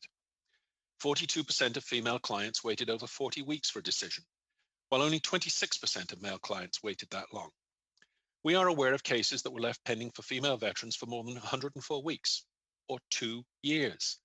Less is known about the experience of RCMP women veterans in claiming processing, wait times, and backlog with Veterans Affairs. VAC should know why the delays are happening in processing women veteran claims, with a targeted plan to fix those issues on an urgent basis. While the department has undertaken a GBA Plus strategy, systemic biases and research gaps need to be closed. The sex and gender-specific issues and needs of women veterans must be equitably addressed within the department and by the federal government. Specific, measurable goals and accountability are essential in rebuilding trust in the system. GBA Plus is a mandatory imperative that must be mainstreamed into everything Veterans Affairs does. This should be prioritized and properly resourced. As the Veterans Ombudsman said, and I quote, "It is unfair to make veterans and their families wait unreasonably for compensation to which they are entitled, especially when a favorable decision can also provide access to needed healthcare benefits." Thank you very much. Thank you. And 4 minutes and 59 seconds. Well done, sir. Thank you very much. Over to our next witness, who will get an extra second on his time, Monsieur Giroux from the Office of the Parliamentary Budget Officer. Next 5 minutes are 5 minutes and 1 second are all yours. Bonjour, monsieur. Good afternoon, sir. Good afternoon, sir. I don't think I'm going to use this additional 1 second. Good afternoon, Mr. Chair, Vice Chairs, and members of the committee. Thank you for the invitation to appear before you today. This is my first virtual appearance before this committee, and I'm pleased to be here today to discuss my office's report entitled Disability Benefit Processing at Veterans Affairs Canada, which was published by my office on September 28, 2020. The Parliamentary Budget Officer supports Parliament by providing independent and nonpartisan economic and financial analysis to parliamentarians. As the legislation states, we provide this analysis for the purpose of raising the quality of parliamentary debate and promoting greater budget transparency and accountability. Consistent with the PBO's legislative mandate, and at the request of your fellow committee member, Ms. Rachel Blaney, we have an independent analysis of the service standards of Veterans Affairs Canada for processing disability benefit applications. The purpose of this report is to assess the impact of additional resources on the evolution of the backlog of disability benefit applications and on maintaining service standards once a backlog has been addressed. In March 2017, the number of pending applications was 20,000, but by March 31st, 2020, it had reached over 49,000. Of these, 22,000 were considered complete and were waiting only for a decision from the department. While the resources allocated to processing application for disability benefits provided by VAC have increased in recent years, the influx of applications has consistently outpaced the department's processing capacity. In June 2020, the government allocated an additional $192 million in funding to help the department reduce the backlog of applications for disability benefits. With part of this funding, the department plans to retain 160 temporary employees already working for VAC and to hire an additional 300 temporary employees. Based on our analysis, we estimate that these additional resources will reduce, we estimate that with these additional resources, the backlog will be approximately 40,000 applications by the end of fiscal year 2021-22. Our projections show that without these additional resources, the number of pending applications for disability benefits would have reached approximately 140,000 by that time. Further, with these additional hires, the backlog will stop increasing and the number of pending applications will be reduced by approximately 10,000 applications by the end of 2021-22. With the human resources currently allocated to processing applications at VAC, the backlog should stop growing, but it will not be eliminated by March 2022. In addition, if all the employees hired with the additional funding are not retained, the backlog will start to increase again. While a number of scenarios could lead to eliminating the backlog, our report examines two options. The first option we assessed is the extension of the additional funding recently announced. We estimate that the total cost of this option would be $105 million from now until the end of fiscal year 2024-25. The second option we assessed is the resource requirements needed to eliminate the backlog within 10 months and maintain the service standards thereafter. We estimate the total cost of this option would be $126 million from now until the end of fiscal year 2024-25. I would be pleased to respond to any questions you may have regarding our analysis or other PBO work. Thank you, Mr. Chair. Thank you, and well under time, so I appreciate that. From the Professional Institute of the Public Service of Canada, we have up next Doreen Weatherby, President, members, and Paul Hartigan, Manager, Atlantic Region. And I believe my notes say that Madam Weatherby, you are going to be speaking. The next 5 minutes are all yours. Or do I have that wrong? You're on mute there. There you go. Sorry. Thank you, Mr. Chair. I might need that extra second. Good afternoon, one and all. Bonjour à tous. Thank you, Mr. Chair and committee members, for the invitation to address you today. As mentioned, I'm Doreen Weatherby, Consultation President for the Professional Institute of the Public Service of Canada vis-à-vis Veterans Affairs. I have with me today my colleague, Paul Hartigan, one of the Employee Relations Officer and Manager at the Atlantic PIPS office in Halifax, Nova Scotia. Over the years, I have endeavored to create a strong, productive, and meaningful relationship with senior management, including the Deputy Minister, the ADMs, and HR staff. I am happy to say they have generally reciprocated, and together we have worked on many files to create positive change for employees and veterans. I respect the integrity of senior management, and I have complete confidence in the nobility of their intentions. Having just observed Remembrance Day, it is abundantly appropriate that we are having the discussion on backlog of veterans' benefit claims and how to address them. The members that I represent are immensely proud of the work they do. They provide support for Canadians who were willing to sacrifice everything for Canada. On a daily basis, my members see the consequences of the ravages of war. When Canada chooses to send men and women across the world to defend what we believe to be right and just, there are consequences. I would suggest that veterans deserve a balanced, thoughtful review of their case. That is why it's imperative that each case be given the appropriate review time. The files that my members review are long, complicated, and full of horrifying details that would result in nightmares for most of us. The report Disability Benefit Processing at Veterans Affairs identified that an experienced employee could expect to complete 17 applications per month. Therefore, on average, each case takes a little over a day to complete if the reviewer is experienced. As the report notes, it will take a couple of years for the new employees being hired to reach the level of experience.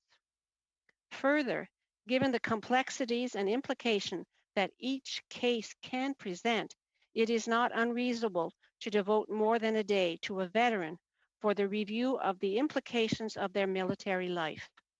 Because staffing levels have been inadequate, the backlog has grown. This adds frustration to my members and to the veterans. I want to see the backlog addressed, as do my members. Timely service for our veterans would bring an immense satisfaction to all. However, the proposal to date has been akin to addressing an amputation with a Band-Aid. My members are being asked to put in long hours of overtime to address the current workload and train new employees. However, the problems being faced are systemic. The number of clients continue to grow, and the support they require becomes more complicated as they grow older. The overtime compounds the problems by creating mental health issues such as burnout and stress leave within the workforce. Even the planned hiring identified in the report is temporary, while the analysis clearly shows that those resources will barely bring the workforce up to a sustainable level. Only after the new hires have a couple of years' experience can we expect to see a significant dent start to be made in the backlog, at which time the current plan would dismiss all of the newly trained resources. The healthcare and computer science professionals that I represent have demonstrated time and time again that they will go above and beyond the call of duty to help veterans. My members are willing to work with management to come up with innovative and meaningful solutions. However, we need management to be strategic and hire for the long term if we are going to address the looming backlog. Veterans are not going away, and the issues they face are not going away. In closing, I want to say that while the actions being proposed in the government's plan are meaningful, they are also inadequate. Short-term hiring for permanent problems doesn't fix anything. It merely postpones the problem of an increasing backlog. The best way to support our veterans is to ensure that enough resources are in place to review and resolve their concerns in a timely way. Merci beaucoup.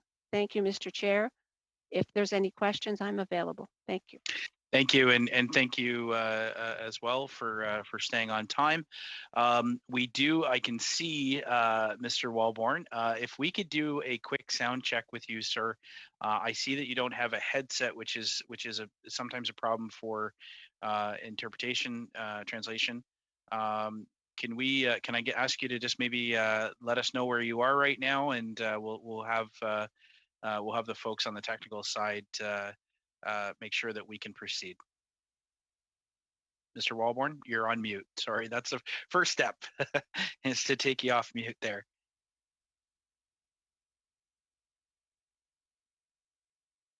On the screen, there'll be, okay. There you go. Yep, go. If you could talk for a few minutes, a few seconds, we'll do a sound test. Good morning, everybody. Hope all is well. The weather is nice and cool here in Thunder Bay. How's the sound? Is it good? We're just waiting to hear. Maybe the person on the floor in the room can comment. Hi, sir. Would you happen to have a headset? No. The one I have is not compatible with this apparatus. Unfortunately, the sound sounds very muffled. Would this be better? Speak a little bit longer there. Would this be better if I sit this close to? Can you hear me now? Yes, the sound the sound hasn't improved much, unfortunately. The interpreters will do their best, but we may have to interrupt service if the quality is not good enough. Please speak very slowly and clearly. Thank you. So I'm just getting word that sir, that this is just this part's not going to work. As long as everybody's okay with you not appearing by video, I guess the preferred audio option would be to log back in on the other device that we're using, and go that route. What we can do is give you a moment to go ahead and do that. We'll proceed with the first. Actually, no, we should probably suspend for a moment to allow you to do that. I was going to say you're the last person to testify, so I don't want to encroach on one of my colleagues' privilege to not ask you any questions. So if you could go ahead and do that, and we'll just suspend for a very brief, hopefully very brief moment to allow you to do that, sir. Okay, I'll do it.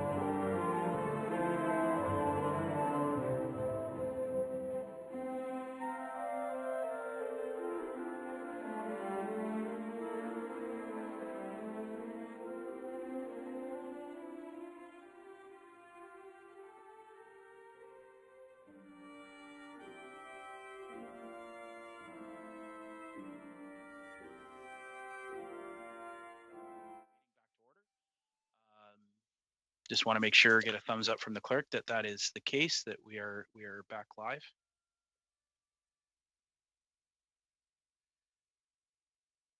Stand by.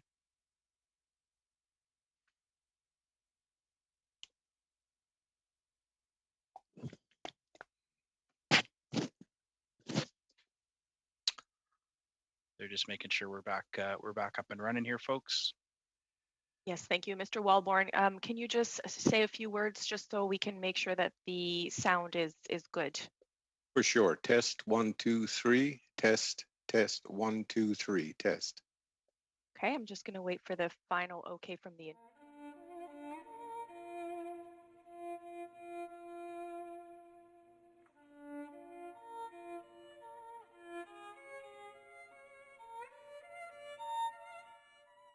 Happy to welcome Mr. Gary Walborn, former Ombudsman of the Department of National Defense, to our committee. Mr. Walborn, the next 5 minutes are all yours. Thank you. Good morning, Chair and members of the committee. Thank you for the opportunity to be here today and to discuss the backlog at Veterans Files at Veterans Affairs Canada. It's been just over 2 years since I left the position of Ombudsman for the Canadian Armed Forces and the Department of National Defence, and just over 10 years since I was appointed Deputy Ombudsman at Veterans Affairs Canada. From the very first day, the backlog and transition were an issue from the day I walked in the office at Veterans Affairs Canada. And I wish I were here this morning with a new approach to deal with the backlog. Sadly, I am not. However, what I can do is reiterate what has been said about and has been offered as solutions. To start, I think the first thing we need to understand is that transition happens the day you enlist. Several years ago, I discussed a CRA type model for our transitioning members. And currently, the Government of Canada accepts taxpayers at face value, and any anomalies are dealt with through an audit process, a simple online application. And this is possible for veterans. However, to get to a CRA model, it will require a change in both who does the work and how it is done. So how do we get there? First and foremost, the determination of attribution of service, in my opinion, should be done by the Canadian Armed Forces. If the Canadian Armed Forces hold enough evidence to end a member's career, how is it possible that this level of evidence is not enough to open an application at Veterans Affairs Canada? And the CAF currently determine attribution of service for reservists, so why not for all? With attribution to service declaration in hand prior to the member leaving, now they know they're in the club. So any determination done at Veterans Affairs would be determining the level of finance, compensation, or service delivery. The ultimate goal, in my opinion, would be to have an online applications that can approve benefits and services using the declaration of attribution of service that has been released by the Canadian Armed Forces as the ticket to approve that application. I strongly believe the current system is broken beyond repair. It is a bolt-on system, and every time we add a new program or policy or a protocol, the ripples are felt throughout the system. Adding more and more people has been the battle cry for years, which we have done to the tunes of millions of dollars. Yet the backlog persists because it is simply not a people issue. This is a process issue. Continuing to do more of the same and expecting a different result is really not sensible. There are two areas of responsibility: the organizational responsibility and the individual responsibility. The goal of Veterans Affairs Canada to process 80% of all files within 16 weeks is the organizations and not the individuals. However, when this responsibility is not met, our transitioning members suffer, and by extension, their families. They suffer through financial stress, continuity of care, family breakdown, homelessness, loss of job opportunity under the Veterans Hiring Act, and the list goes on. And serving members in transition and our veterans deserve so much more. It can be fixed, but it is going to require a change in leadership thinking, a willingness to let go of our familiar systems, and a commitment to the change that would better serve this unique group of people who, unlike all others, signed the ultimate blank check for the Government of Canada. What we really can't afford is to continue down this path. I stand ready for any questions you may have. Thank you. Thank you very much, sir, and thank you so much for your patience with our technology. We'll go straight to questions, and I believe that I have MP Wagenthal up first for 6 minutes, please. Thank you, Chair. Really appreciate all of the witnesses, and just want to verify the fact that we deeply appreciate two things. I do, and that is the work of those that are serving our veterans within the public service for VAC. There is no question of our sense of your commitment and your efforts, so thank you so much. The challenges, of course, that we are facing, as Mr. Walburn has said, are systemic, and they are processing issues, and there's no reason why it can't be dealt with. It just takes the will. I would like to ask, first of all, our Parliamentary Budget Officer, you've been challenged in your report by the Deputy Minister in indicating that your metrics, I guess, and your methods of coming to your numbers in regards to the backlog were incorrect. I would like a quick statement from you on that, as far as comparing their perspective on where that backlog is as compared to yours, and the ability to reduce it, to remove it. Sure. So we asked Veterans Affairs Canada for the information that formed the basis of our report. So we started from data that was provided by the department itself. So in that sense, there should be no major difference in the state of the backlog as of March 31st, 2020. We also used the same assumptions that they use regarding improvements in productivity for employees at Veterans Affairs. In fact, we used the highest point of productivity that employees reached in 2015, 2016. So from that point, I think we have a very similar approach when it comes to productivity. What our report does not take into consideration is policy changes, or, for example, should the department decide to change its processing, the process to which it assesses applications, because that may not have been known to us when we submitted an information request. So for all intents and purposes, our conclusions should be the same. If Veterans Affairs has new information that they did not disclose to us when we made the information request, well, so much the better for veterans, but we were not provided with that information. Really appreciate that. Thank you so much. And I would like to ask this next question to Mr. Scott. Thank you so much for your service and for your determination in your own care and reaching out and trying to do what you can through VAC. I have to say that in this whole approach of pre-approval of applications and looking at this backlog, I keep hearing the VAC say that you will see within the mandate letter a commitment to look at automatic approvals for the most common injuries and illnesses, such as mental health and musculoskeletal injuries. And then we are looking at partnering with the Canadian Armed Forces to access veterans' health records in order to determine more easily whether an injury was related to service or not. These are things that have been being said year after year after year after year. And Mr. Scott, just a comment from you on where that just raises that level of sanctuary trauma and your perspective on being cared for by Veterans Affairs. Thank you, ma'am. That's an excellent question. The onus has always been placed on the injured and ill to advocate for themselves and to navigate a gauntlet of processes for these applications. Documentation sometimes is there from D&D. Doesn't get transferred over to Veterans Affairs, and often the veteran and or their caregivers are the ones that are advocating for them. The processes are extreme. They subject the veteran and their families through sanctuary trauma by having to prove that they are actually ill and injured when the documentation, for the most part, is there on the file. Okay, thank you so much.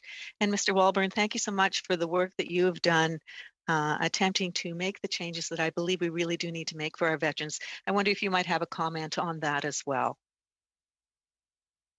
Yes, well, thank you for the question. You know, I start to sound repetitive to myself after a while. We're beating a drum here. Look, we've tried this process. We've put people to it. We've put money to it. I saw a backlog 11 years ago. There's a backlog. It's 2020. I just think we're going at this from the wrong end. We're, end loading all the money. Why don't we front load the money, do the process before the member leaves, have it in hand, set up a CRA model, and then Veterans Affairs can do the right work of auditing, make sure the member has enough, they're in the right lane, and all the things that they need. I just think we've got the cart in front of the horse here. Okay, great. Thank you. I'll maybe ask you as well, as you know, previous Ombudsman Dalton's 2020 report in May, Financial Compensation for Canadian Veterans, a comparative analysis of benefit regimes. I know that you have a breadth of understanding across this transition that needs to take place from CAF to VAC. And do you see as well that we could take really historical steps to modernize the way that we're taking care of our veterans, all veterans, from the same perspective? We only have about 10 seconds, but I'll give you an opportunity to answer that question, please. Yes, so I can call to answer your question. Without a doubt, we have the ability. I believe the parts of the systems are in place where we need them. We just need to get them connected in the right order. We're doing this backwards. I think it is possible, yes. Okay, thank you. Thank you. MP Sampson, the next six minutes are all yours, sir. Thank you very much, Mr. Chair. And I want to thank all the witnesses here today. It's extremely important to help us in this very, very important task, of course, of dealing with the backlog as efficiently and effectively as possible. So I want to thank you, all of you, of course, for your contribution today. I'd like to start with my colleague, Mr. Giroux, and thank you and your staff for the excellent work that you do. It is another very important piece that is required to help us through this. As you well know, and many of our listeners know, that we have seen an increase of 60% in applications over the last year, and 90% increase first-time applicants. So this is a big factor, and you've said that in your presentation, that it's increasing the demands because of the added benefits that have been increased. So we have seen between 2015 and 2016, where we were receiving 45,000 applications. We are now receiving 63,000. That's an increase of 18,000. And in the decisions making by Veteran Affairs, where in 2015 was 42,000, we're now up to 57, which is a 15,000 increase. So that's a very important piece that we don't talk about enough, I believe. The department has put forward a plan, and you've made your report, as you indicated earlier, but I believe that your report mostly focused on people and capacity, but the plan brings other pillars that are crucial. So one of the pillars that they brought forward is, of course, the digitization. So that, I believe, can increase our efficiency. The other one, which is the integration of teams and innovative hubs, those are strategies that are in the report, which your report doesn't take into effect. So I'd like you to, and even in the innovation processes, so I'd like you to speak about those pillars and share with us how those can help move that backlog, because as our colleague Mr. Walburn said, it's not only about people, but it's also about other processes that we can put in place that would help us achieve our goal, which is to eliminate the backlog. Thank you. Thank you for the question. So our report takes into consideration implementation issues or processes, improvements to processes that have been known to us as of the end of March, and it includes digitization. It also includes a couple of other improvements that were known to us at the time of the information request. So clusters and so on.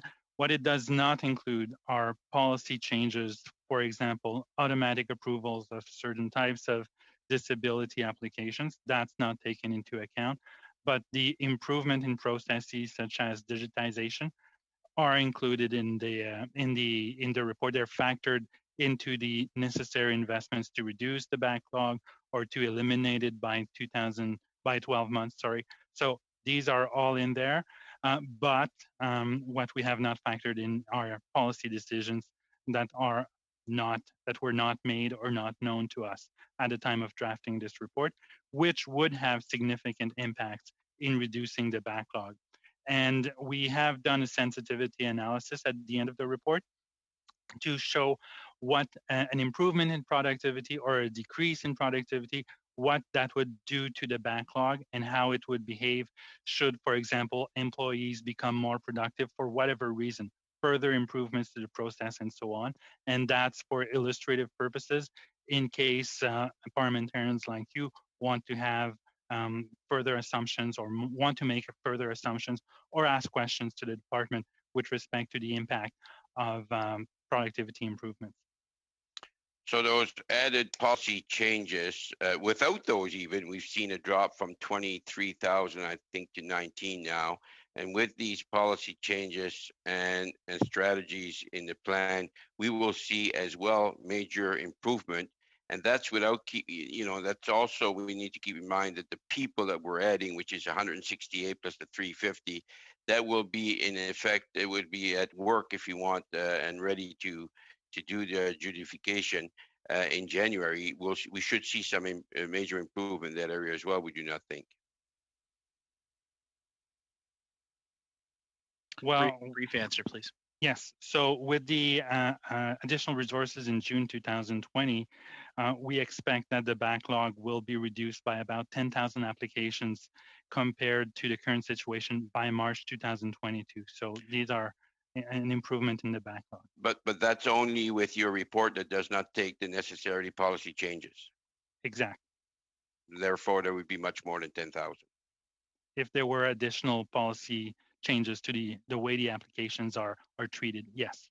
Which there are some we've already indicated that you are now aware of that you were not aware at the report stage. Excellent. Thank you. Thank you. We now have Deputy Desilets for 6 minutes, please. Thank you, Mr. Chair. My first question is for Mr. McCaughey. In your presentation, you mentioned that we need to process files in a systematic issue, that we have to look at the whole process differently. The automatic approval of disability benefits, that has made some headway with our colleagues. We've made some progress since the last meeting. This is a concept that we proposed. According to your association, what would be the advantages and the drawbacks? We have to look at the whole issue from every aspect. And here I am referring, of course, to the concept of pre-approval. Thank you, Mr. Desilets. We would be in favor, in principle, of an automatic approval process. Clearly, there are some advantages, but there may be some drawbacks as well. We have to remember that the primary goal is to facilitate the reintegration of veterans into civil society. Everything that we can do to facilitate this process is very important. It's just not about dealing with the backlog. Clearly, and in my career, where I dealt with Veterans Affairs pensions back in 1990, we had a significant backlog back then, and that was the case. That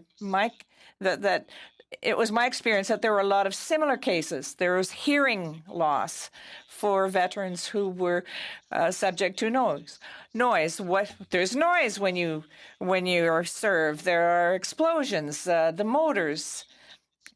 So I think, in my opinion, we should step back and take a look at this. Are there any types of disability that could be attributed to service? What about soldiers who jump out of planes? Assault soldiers who have problems with their knees, obviously. But the worst thing would be to give a disability benefits and then change streams halfway through, because Veterans Affairs has to get the money for this. We have to bear all of this in mind. We would suggest, with all due respect to Veterans Affairs, that we should maybe think about doing some pilot projects. Take certain types of disability, do a pilot project on that type of disability, or perhaps let's do an automatic approval based on facts and have a pilot project on increases where there's less risk, perhaps. So I don't know if I've answered your question. Yes, that does answer my questions, but I do have other questions. Would you be favorable to automatic approvals, partial approvals? Could we do this on a gradual basis? That is, we know that 90% of people who are in the Air Force, let's say, have, knee problems. Could we not perhaps automatically, when we get an application, give 50% of the amount, and then further down the road, we could pay the rest out? When I was at VAC in 1990, that's what we used to do. We gave the disability pension based on the percentage of incapacity. This was expressed in terms of a percentage, but also we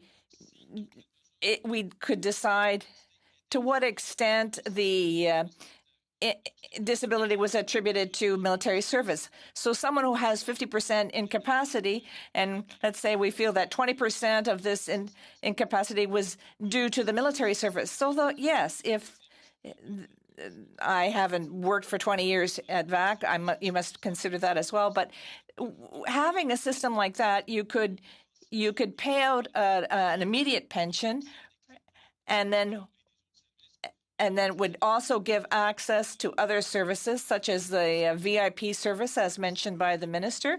That opens the possibility. It's like we talk about evidentiary evidence. Yes, that's possible. Yes, I'd like to hear Mr. Scott. Your testimony touched me a great deal. We like to get the reactions of people who have experienced this, who have gone through the system, who have had difficulties. I would like to have your opinion on this concept. That is, automatic approval. In your particular case, would this have helped you? Automatic approval, yes, because I had documented evidence dating back to 2009. However, I just want to point out that hiring new people will not necessarily help if you're not changing the processes, which is what we're talking about. But if you want to talk about a pilot project, I would ask the committee and the government to consider piloting what's going to happen to the backlog when you have MEFLICAN veterans submitting claims for their injuries. But yes, I think a streamlined version as to what was previously noted or talked about, similar to CRA, would help. Excellent. Merci beaucoup, messieurs. Thank you. Thank you. And we are going to now move to MP Blaney for 6 minutes. Well, thank you, Chair. And I want to thank all of the witnesses today. I would like to say a special acknowledgement to Mr. Scott. When you have to come in front of committees and share very personal information, I just really respect that. I respect your bravery, and I thank you so much for your service. I'm going to start with Mr. Giroux. First of all, thank you so much for taking up my request to do this report. I found it very enlightening. I am concerned, though, to hear several VAC executives and ministerial staff say that the backlog report doesn't account for changes the department is making. But when I looked at Section 4, the report specifically addressed changes in productivity within the department. I'm just wondering if you could speak a little bit to that, and please help me understand what I saw as such a helpful report to help us get to where we need to get to honor our veterans is somehow becoming something that is not helpful to the ministry.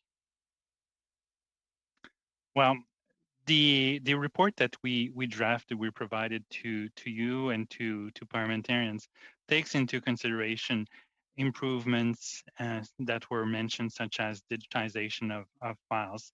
And it takes into consideration what we were told by Veterans Affairs were improvements that they made. So it's a bit surprising for me personally to hear that there are further improvements that the department is undertaking that will further reduce the backlog without my office and me having been informed of that while we were drafting the report. But nonetheless, we know that bringing in new staff, as per the report would suggest, is a way forward, would probably decrease productivity, because if you bring new hires into a system as complex as the veterans benefits system, it takes a while for employees to be fully familiar with the process. So even if it's true, and I have no reason to doubt that it is true, that Veterans Affairs is implementing further changes to increase the productivity of its staff, bringing in new staff would probably decrease productivity. So that's why we have made the assumption in our report that productivity of employees overall would gradually improve over 2 years if the department was to implement any of the two scenarios that we mentioned in the report. Productivity would increase gradually over 2 years and would reach its highest level that's it's recorded recently, which was in 2015-16, after 2 years, once employees are up to speed. So that, I think, is probably a fairly generous assumption to begin with. But if there are further enhancements to the processes that the department has put in place, I'm very happy to hear that, because it'll benefit veterans who are waiting for applications to be processed. But I have not been given any evidence of that when my team and I were drafting the report. Well, thank you. That is extremely helpful for me. You know, I think when I look at the report, the other thing that you addressed so well was the idea of service standards. And I think what you just told us is very informative, how long it's going to take. And Ms. Weatherby also talked about it, the fact that it takes a while to train people, and you can't base that high trained folks and how fast they can move through the system. And then we heard Mr. Scott's story as well. And what we see and what, you know, the workers have been saying for a long time is we are doing our best to keep up, but the service standards are falling because we don't have the appropriate amount of people. It depends on what department or which community that they're in. There's so many variables. So I'm just wondering if you could just talk a minute about those service standards and how long it will take to get to that level of service standards so that we don't see veterans falling through the cracks like Mr. Scott. Thank you for the question. So the VAC service standards are that 80% of applications are to be processed within 16 weeks. What we are seeing now is that these service standards are met, but only 37% of, they're not met, in fact, that only 37% of applications are processed within these timelines. So under the two scenarios that we have looked at, the service standards would be met. In the first scenario, they would be met by February or March 2023. So that's 2.5 years from now. And in the second scenario, where the backlog would be totally eliminated within 12 months, then service standards would be met after 12 months. So depending on when the implementation starts, that would probably be sometime in 2022. So after 12 months after the changes under scenario 2 are implemented. Thank you so much. Mr. Scott, my last question in this round is going to go to you. You know, first of all, I just deeply apologize for the experience that you've had to live through. And we see the service standards, you know, and I don't want to blame the workers. I think the workers are doing the best that they can, and they have just not gotten the support that they require, which means the impact is felt by veterans. If you could just talk a little bit about your timelines of how long you've been waiting. And you talked about being dropped off again and again by your case manager. Just if you could speak a little bit about what that feels like. We're almost at time, but I'll allow for a quick response, please. Thank you, ma'am. That's a very good question. I've been waiting for at least 2 years for the Career Impact Supplement. I currently have 2 claims in the backlog for post-concussion syndrome and traumatic brain injury, which is attributed to mefloquine toxicity. That could take years. They're giving me 60 days to get a neurology examination. So that doesn't really work, especially when you have COVID, and trying to find a neurologist takes a long time. I hope that answered the question, the amount of time that I had. Thank you very much, sir. MP Carey for, I believe, 5 minutes. Thank you very much, Mr. Chair, and I want to thank all the witnesses. Excellent witnesses today. I did want to start and get right into it with Mr. Scott. You made a quote that the service delivery system is broken. I think Mr. Walburn said the system isn't fixable. And Madame Weatherby, when she talked about the plan that's on the table, mentioned it's an inadequate plan. And she stated that it's like addressing an amputation with a Band-Aid. And that statement right there gave me a huge visual on how bad this is. And my colleague asked you a little bit about the pre-approval process, and you said it might be good for, if I understand correctly, a pilot project. I was wondering, do you see any downside from your experience of having a pre-approval process at all? Thank you for your question, sir. A downside to a quicker approval process? A pre-approval. A pre-approval. Yeah. I believe that is going to be a personal question. Would that assist me? Potentially. It could also increase the backlog if, there's a lot of veterans right now that have abandoned their applications because they just are unable to navigate through the processes and, unfortunately, the bureaucracy. So perhaps it may assist. There's, I haven't really had anything that was streamlined, so it's difficult for me to say to answer that question completely. Okay. No, I appreciate that. Maybe I could go to Mr. Giroux and perhaps the same question to you. Now, Mr. Scott said some veterans have abandoned the process. It's taking so long for them. First of all, maybe, do you have any idea what the rejection rate would be for applications? But also, do you see any positive, or let's just say advantages, disadvantages to this pre-approval rate? It seems that the government can do this type of thing. My colleague mentioned the CERB and how easy it was. It's basically just click and send. The government was able to get the funds out to Canadians very quickly, even after CRA mentioned that perhaps some people weren't even qualified for them. Could you please comment on pros and cons of pre-approval, but also what would be the acceptance rate for these claims for veterans if you do have those numbers? Unfortunately, I don't have the numbers for the rejection rates, and not off the top of my head. Maybe the department for sure has that information, I hope, and maybe I can get it for you after the meeting. With respect to pros and cons of pre-approvals, the pros are quite obvious to everybody who's listening in on today. Faster approvals, so decisions and money flowing into the hands of the applicants much faster. And the cons, unfortunately, are that's probably a lack of certainty to a certain extent, with people not knowing whether there would be an audit on their case after the fact. And for the government's perspective, probably difficulty in recovering amounts that could be overpaid in cases of applications that are not founded or that are not eligible. So these are the main pros and cons that I would see.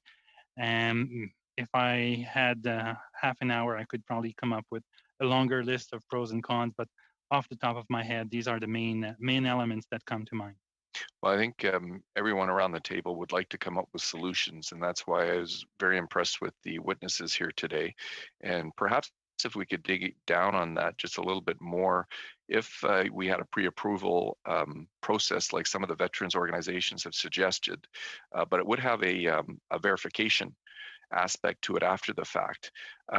Would that help as far as pre-approval? And would you see a necessity of, for example, full-time equivalents we would have to increase those, or could it be handled within the system, do you think? Well, based on my experience at the CRA, you can devote the same resources, the same amount of resources to an audit-based system where you approve everything automatically, or you take the applications at face value and then you audit. It just depends on the strength and the coverage of the audits that you want to undertake. So you can do that with fewer resources if you're willing to take a bit more risk, or you can use the same resources if you want to minimize the risk of overpayments. So there are multiple models when it comes to pre-approvals and then audits after the fact. It just depends on the coverage rate that the government is comfortable with or wants to undertake. So when it comes to pre-approvals, there's a variety of models from very little resources devoted to audits to virtually the same levels if you really want to overlook or audit as many applications as possible.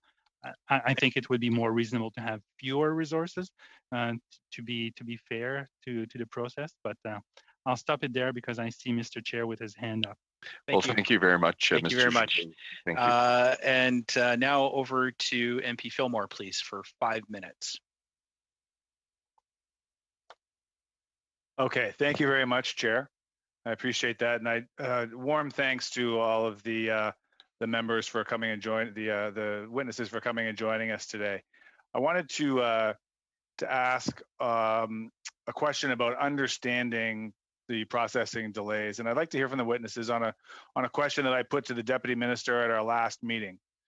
VAC service standards indicate that in normal circumstances, and we've talked about this today already, 80% of the decisions should be made in the first 16 weeks. And it would appear that we're kind of left to wonder what constitutes normal circumstances, given that, according to the Deputy Minister, the very first backlog appeared back in the 1920s, it seems. But in any case, we've heard a lot about how needing more staff and better streamlined decision-making is important. But we have to understand also the specific reason that a claim might not meet that standard beyond the kind of bureaucratic staffing issue that may exist. So I wonder if there are 3 things I'd like to ask you. First, I wonder if you could describe what you feel a normal circumstances would be under the VAC standard, what the reality was, why fewer people than 80% were moved through the processing, and what steps do you think that VAC could be taking to better serve those veterans who have a claim that would take longer than the average, that 20%, or as the case may be, larger than 20%, that go beyond normal circumstances? Can you help us out there? And I asked the question to each of the witnesses and whoever would like to dive into it. Could I perhaps start on that?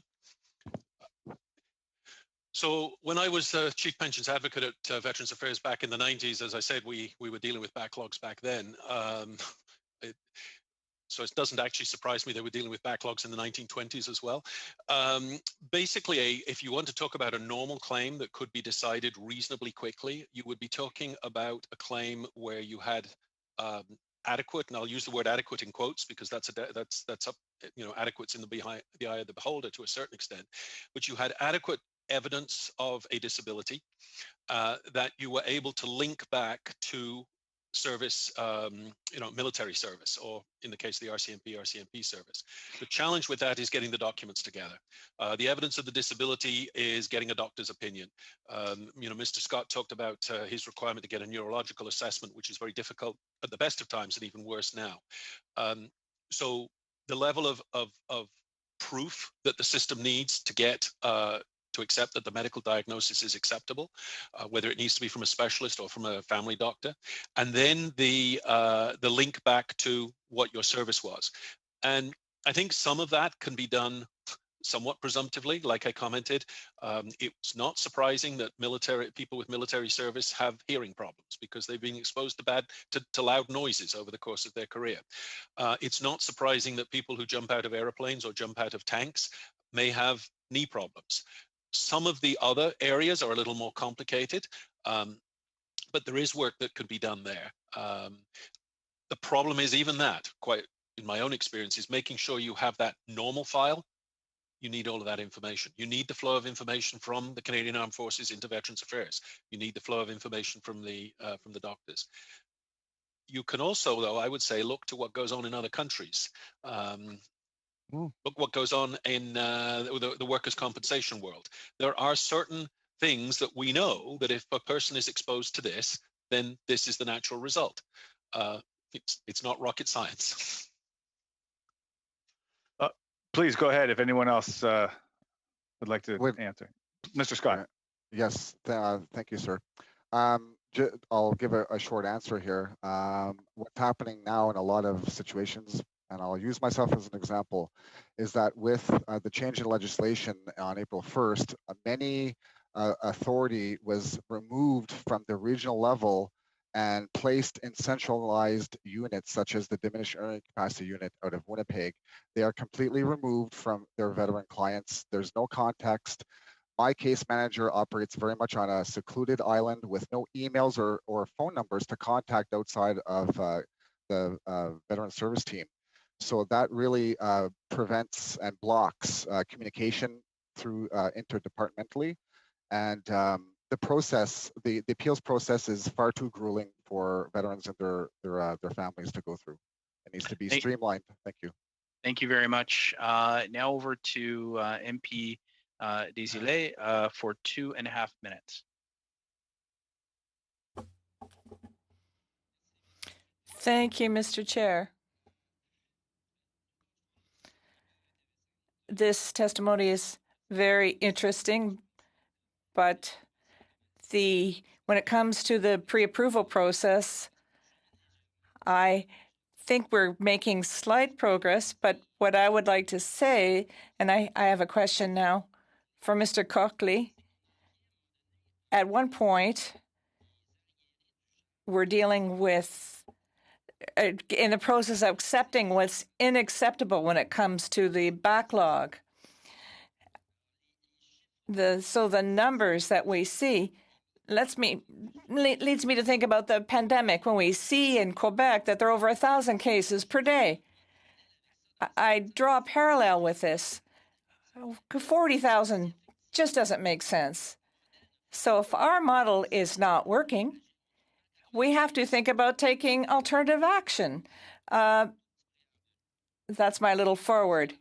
Mr. Coakley, research does play a role in this. You alluded to this in identifying problems or systemic problems that can help us define policies.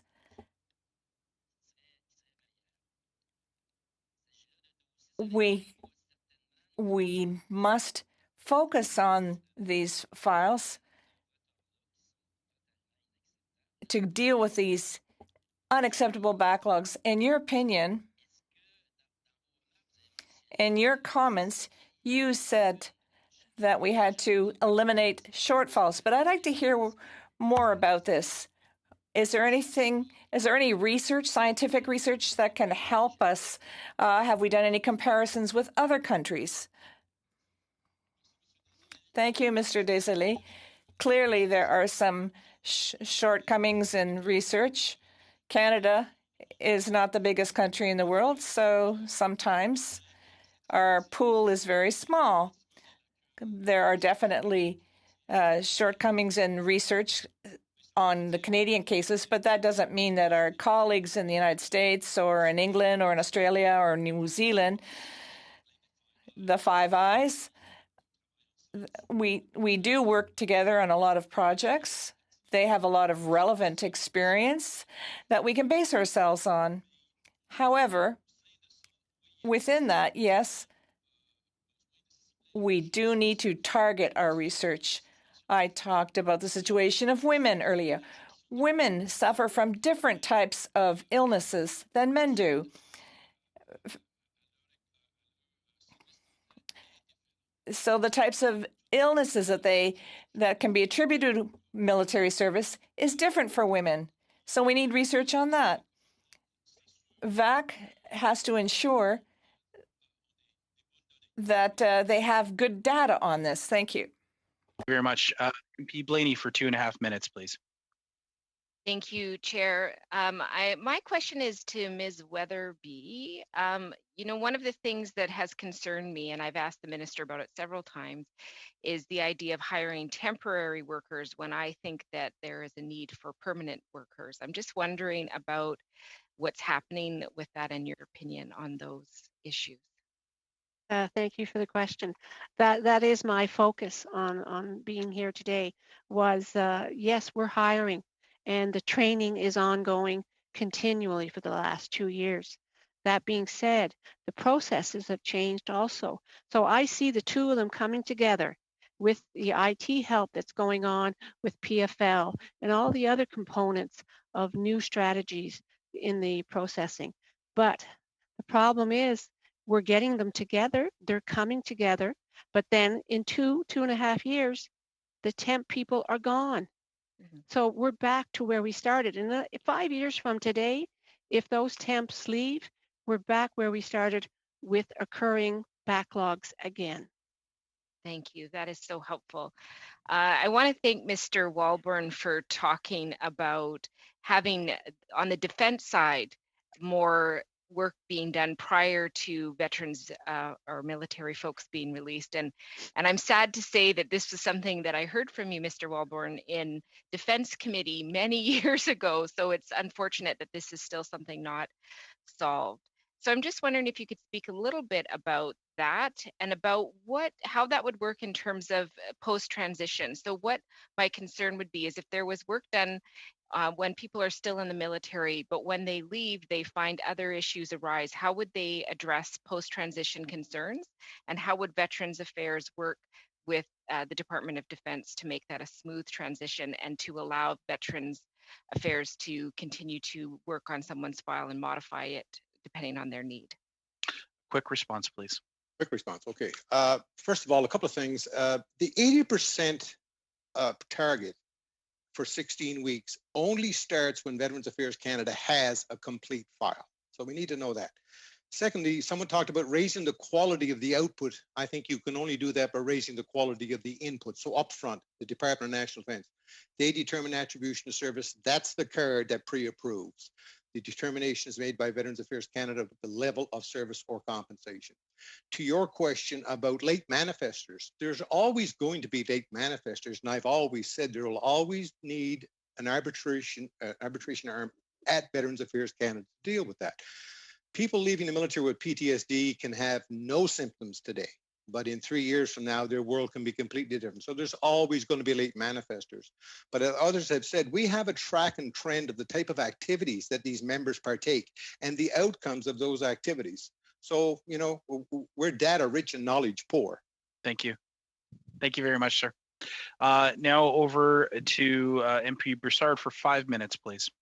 Thank you. And with apologies to everyone, I'm not going to be able to I have lots of questions, but I have to focus and target my questions to specific individuals. And one of them is Mr. Giroux. Mr. Giroux, you spoke about the report that you did, and it was quite concerning to me to hear you say that improvements, although publicly are being exalted by the government to improve this backlog, those improvements weren't actually shared with you and your department in coming up with the schedule or coming up with the recommendations and the assessment that you did.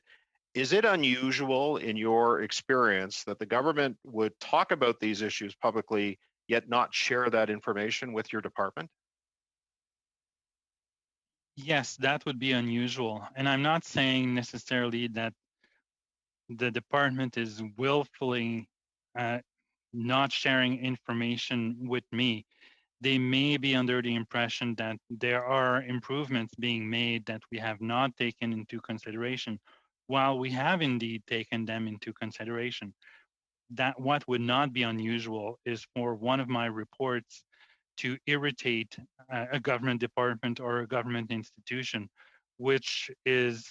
that's happened before, and I suspect will happen in the past.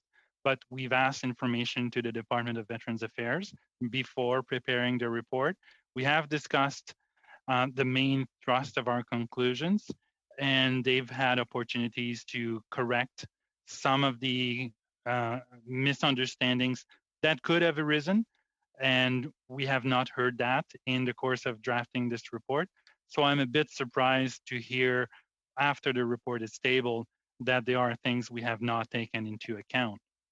And I am too, quite frankly, Mr. Giroux, because some of those things or improvements that they're proposing to make could in fact, but we don't know based on your report, improve the conditions of these backlogs to be reduced, or in some cases to be greater. So I'm concerned about that. Mr. Walburn, you and I have had lots of conversations over the years. My fear is that we're going to be in this situation in 5 years if things don't improve, 10 years if things don't improve, people versus process. Are you confident at all that we can get this right, Mr. Walburn? No, I think we're going to be having the same conversation in the next 3, 5, 7, 10 years. We've got to come to the realization that we've poured millions and millions of dollars and hundreds of people into this system saying we're going to eliminate the backlog. Where's the backlog? It still exists. You know, I don't know what you need to do to get the point across. Has anyone stopped to look at the process? If the front end is pouring bad information and miscommunication into the front end of the system, you can imagine what the reaction at back is going to be. You know, I have empathy for Veterans Affairs Canada, having worked there. A great group of people. I'm telling you, these folks are focused on getting it right every day for the veterans. But they're given such a labyrinth to walk through, and it's complicated and complex. I'll give you a quick example. The Veterans Hiring Act. If someone, you know, if a veteran gets a transitioning member, has an opportunity to be hired by the Government of Canada. But the file bounces back and forth in the department for months at a time, and opportunities are lost. We talk about a backlog of files. We need to stop doing that. This is a group of people. These are not files and numbers. I think Mr. Scott is sitting right here. He's one of these people we are talking about. But we're sitting around all talking about how much money can we shove into this and how much effort. Right. But we don't stop and give it an honest look at the process. We've got to get there at some point in time. It's essential. I appreciate your candor, Mr. Walburn, always frank. And finally, Mr. Scott, that level of frustration that's happening across the country with veterans, we're seeing increases, as you mentioned, in lawsuits. Give the committee a sense of just the level of despair, how dire the situation is within the veterans community as it relates to the processing or lack of processing of these claims, and that level of frustration that they're feeling and their families as well. Thank you, sir. About 30 seconds. Thank you. Throwing money at a human problem will not work.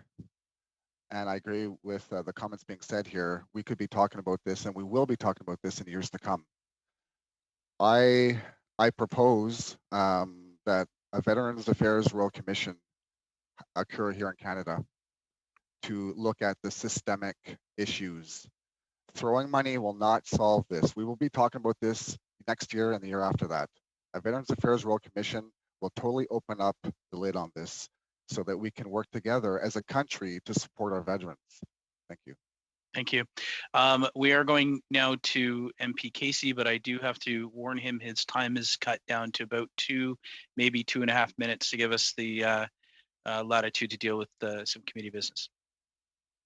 Thank you very much, Mr. Chair. I'm going to be addressing my questions to Ms. Weatherby and Mr. Hartigan. I want to start with, first of all, thanking you for your representation of the people that are on the front lines of dealing with the backlog. I have the privilege of representing many of them in Parliament, just as you do in their professional work. What we heard from the Deputy Minister is that the people involved in the backlog are essentially represented by 3 unions: the Union of Veterans Affairs Employees, the one which you lead, and another union that deals with the financial people.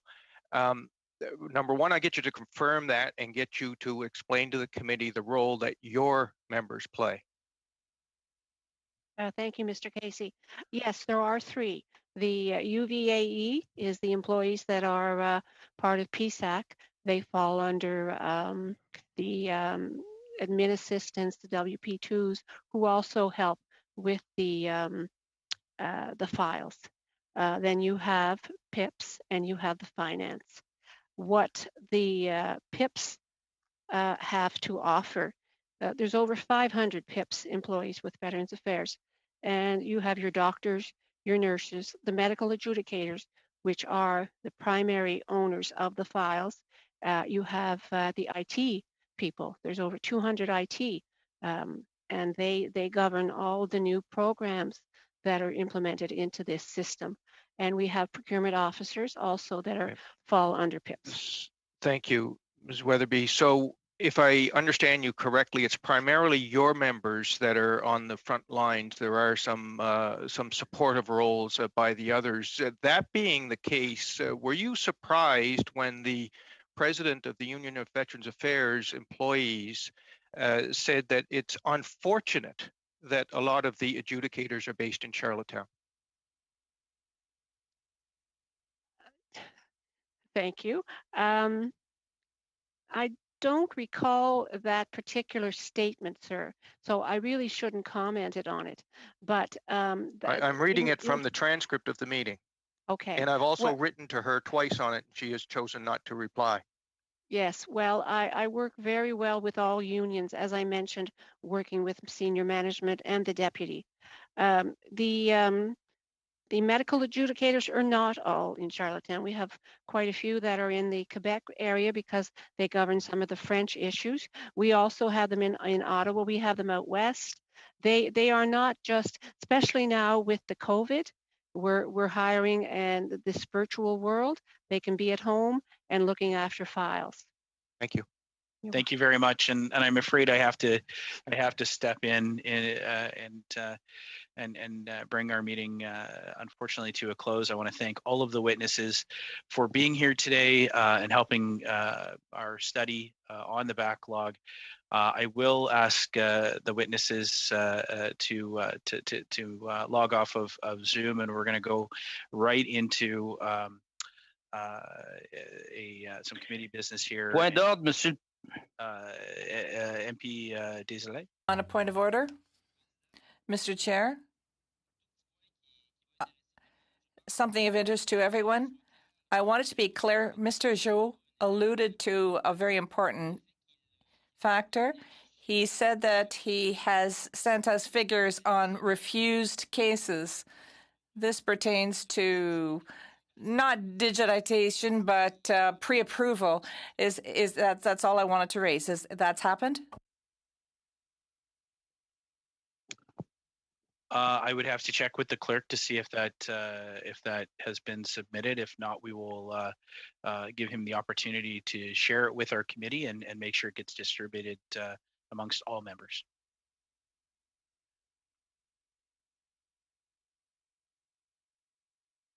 Oh, sorry, you're asking Monsieur Giroux or me? No, Monsieur Giroux. No, Mr. Giroux referred to this earlier, but it wasn't clear. It wasn't clear to me. I want to know if Mr. Giroux would send committee members figures on refused cases or rejected cases. Mr. Giroux, if that is possible, for him to send that information to the clerk of ACVA, and we will make sure it gets out to all committee members. Okay. Okay. So again, I thank all of the witnesses today for your participation, and we will ask you to log off Zoom now, and I will recognize MP Broussard, who has a committee business for us today. Thank you, Mr. Chair. I want to make sure that we are public as well, correct? That is correct. Okay.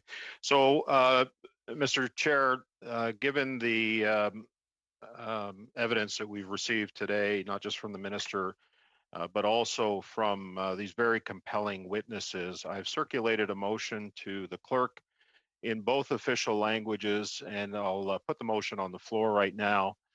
And that is that this committee is disappointed with the lack of progress shown by the government in clearing the backlog of applications for veterans' disability benefits, and reports this motion to the House. En français, que ce comité est déçu de manque de... That the committee is disappointed with the lack of progress shown by the government in clearing the backlog of applications for veterans' disability benefits, and reports this mission to the House. And if you'd like me to speak on it, Mr. Chair. You have the floor, sir. And just so everybody knows, we will go back to the we will continue, I should say, with the process of using the raise hand function in the participant section of Zoom. If you wish to speak, currently in order, I have yourself, Monsieur Brassard, Daryl Sampson, Andy Fillmore, Sean Casey, Marie-France Lalonde, and I think Monsieur Deslay, you had your hand up on the screen. If you could jump on Zoom and put your hand up virtually, there it is, and we'll go from there. So, Monsieur Brassard, you still have the floor. Thank you, Mr. Chair, and I appreciate being given this opportunity to deal with this motion. Quite frankly, this is the most pressing issue that's facing our veterans community today. I have heard, like I'm sure many members of Parliament have heard from veterans across the country, just how concerned they are with respect to the backlog. We've got lawsuits that have been launched against Veterans Affairs as a result of the backlogs. And, you know, I think what was striking to me most during the testimony that we heard from our subsequent witnesses was the fact that, you know, when we talk in the context of backlogs, we have to remember that these are people. These are people that serve this country, who signed the blank check, as Mr. Scott said, and their families. And when they get caught up in these types of situations, it has a significantly profound effect on the state of the family, the state of their mental health, the confidence that they have in their government's ability to have their backs and have their six. And what I heard from the minister today, quite frankly, was the same thing that we've been hearing for many months, that this is a priority for the minister. And I don't doubt that it's a priority for the minister. But what concerns me the most is the fact that the process is not in any way, at least I'm not confident in this, that the process is not in any way going to change to address this backlog in a manner that is required. We've heard that, you know, there are options that are available, and I truly, and I lost my temper with the minister because I'm tired of hearing, and I've been dealing with this for 4 years in my previous stint as Veterans Affairs critic at the time, and we heard Mr. Walburn talk about this for a period of 11 years. This is not a people issue, this is a process issue, and there are process recommendations that have been made over the years to address this situation. And we heard a lot of those process recommendations today. And my fear is that those recommendations are not being even considered by the government. And what we're doing is effectively layering on more bureaucracy, more process in a way for veterans, and hoops and hurdles for them to have to go through in order for them to have their claims processed. And we're hearing and we're seeing, and Mr. Scott talked about this, cases, lawsuits that are happening across this country where veterans are feeling compelled now to sue their government, despite the fact that the Prime Minister said that no veteran should have to fight their government in court for the benefits that they deserve. We're seeing that happen across the country because that level of frustration and anxiety is happening within the veterans community and their families. And so I'm not confident walking away from this meeting, and I think the evidence is pretty clear that things are going to change anytime soon. And, you know, we've made specific reference to the fact that, you know, government turned on a dime when the COVID crisis hit to allow the CERB benefit, the student benefit, the wage subsidy to go out the door quickly. And in many cases, as was mentioned, you know, student benefit, where 15 to 18-year-olds within 3 days, by simply pressing send on a computer, was having money deposited into their account within a period of 3 to 5 days. And yet here we are with a backlog that is well beyond where it needs to be. And in some cases, yes, in some cases, it's lasting 2 years. And so The process has to be improved to a point where I believe that we give veterans the benefit of the doubt. And in the context of COVID, it's becoming increasingly difficult for veterans to be able to supply to Veterans Affairs the information, the documentation, the medical documentation that's required in order for them to have their process and their claims to be adjudicated and processed. And throwing more people at this problem, while it may have an impact in the longer term, in the near term, I'm not confident. And what this motion reflects is my lack of confidence in the government's ability to address this issue in the immediate term, in the emergency term, in the urgent term that our veterans and their families are facing right now. And they cannot, Mr. Chair, continue to have their claims go through a process that is not working for them. And I don't think, quite frankly, and I didn't get this sense today, and I certainly heard this from the parliamentary budget officer, I didn't hear it from the minister, a sense that there was any sense of confidence that this thing is going to improve, this backlog problem is going to improve anytime soon. So I think the House needs to be made aware of not just what we heard today, and I think there has to be some discussion within the House on the solutions that are possible to provide the government in order to fix this very dire, very grave situation for veterans and their families in this country. And I propose this motion, Mr. Chair, with the sincerest intent to find a resolution to this. Thank you. Thank you, sir. I believe MP Sampson is up next. Thank you, Mr. Chair. And I don't hear MP Sampson. You don't hear me? No. Can you move your microphone maybe closer to your mouth, or is the microphone plugged in? Sorry. There you go. There you go. Sorry. Yeah, usually my voice carries very well, but that microphone is quite effective. I'm noticing that as we move forward, and I thank the committee for the opportunity to speak on this motion. And you know, I have to be honest with all of you that today's presentation, it is touching, it's moving, it's difficult to listen to, because we want and need to do better, and we have to do better. And I don't think anyone disagrees with that, but history teaches us well. History allows us to better understand where we came from, where we're at, and where we need to go. We can't forget, we're unable to. Let's be honest now. There were cuts made in 2014. Those cuts eliminated 1,000 frontline workers and 9 offices around the country. So, you know, why it was done, I'm not questioning that. All I'm interested in is making sure we understand the real picture. So the real picture was in 2014, 2015, these cuts were made.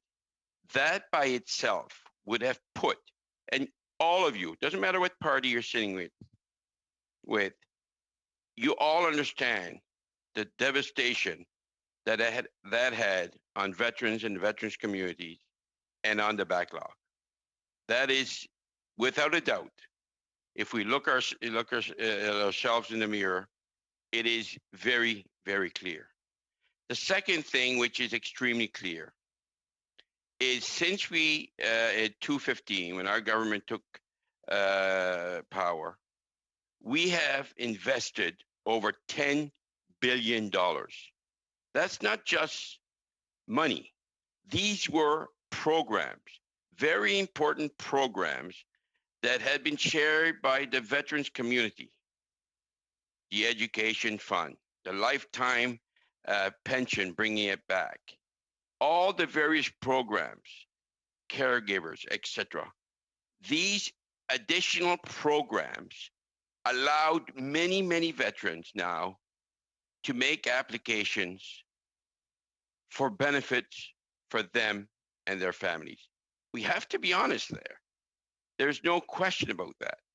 When you see 60% more applications, when you see 90% more first-time applications, when you see the increase in funding that we've added, or the percentages of injury, where now you have a second and a third application from the same individual, that has to be taken into consideration. It is extremely important.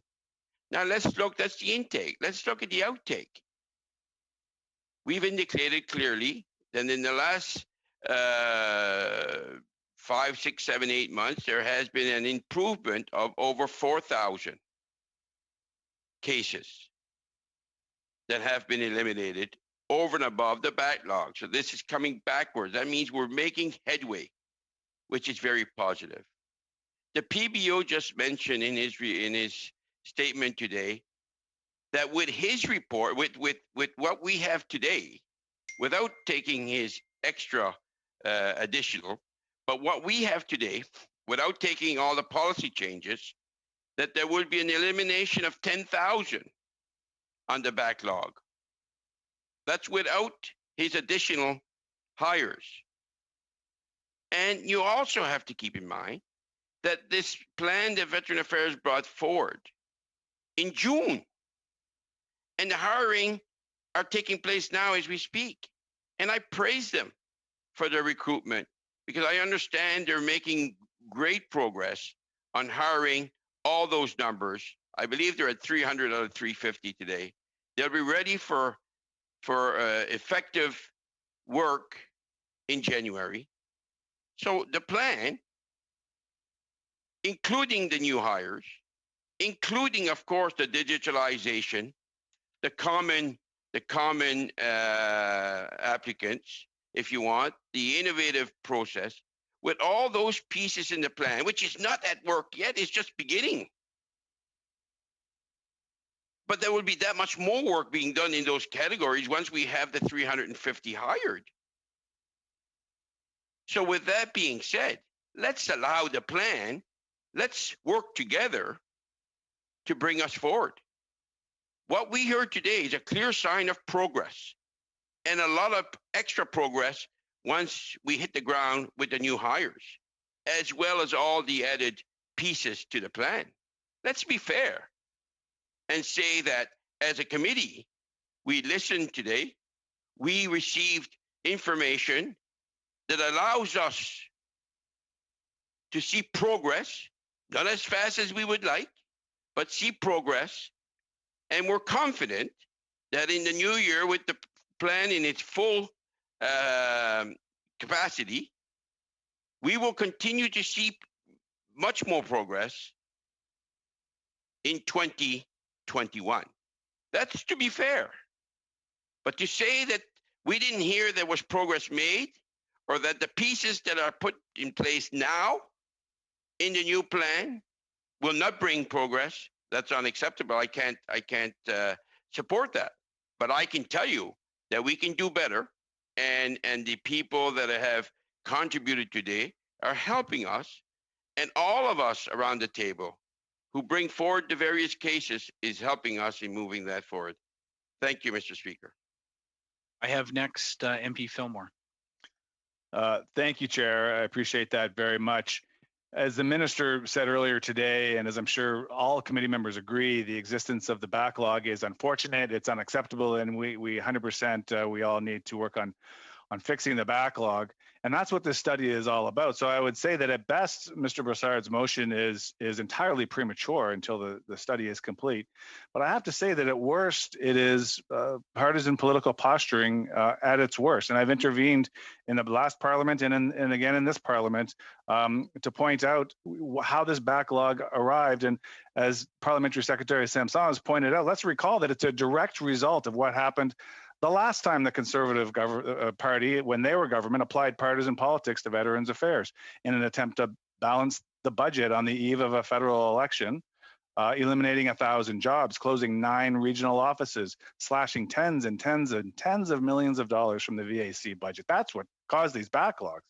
Now contrast that with this government, who has invested billions of dollars back into our veterans and is now spending $2 billion per year more on veterans now than the Conservative government did in 2014, 2015. And now the slew of new supportive programs that we've enacted for veterans, because of those new programs, demand for the programs is higher than ever, which has the effect of compounding the conservative created backlog. In fact, a measure of the success of our new programs is that according to VAC, in the time since we've formed government, the number of applications received grew by 40%.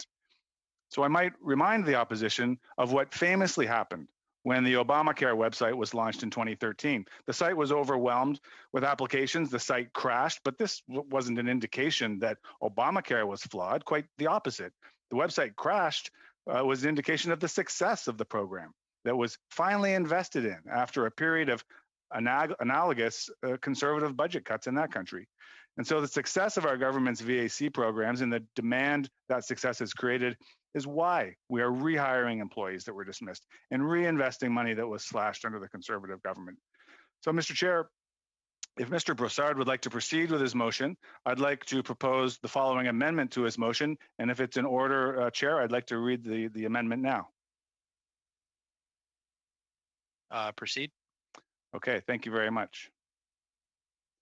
That the committee is disappointed with the previous government's decision to cut jobs within Veterans Affairs Canada and close veteran services offices across the country, as far too many veterans are waiting far too long for their application to be processed, and to report this motion to the House. Thank you, Mr. Chair. Thank you. I'm just going to confer with my clerk here on how to proceed, but give me just 2 seconds, please.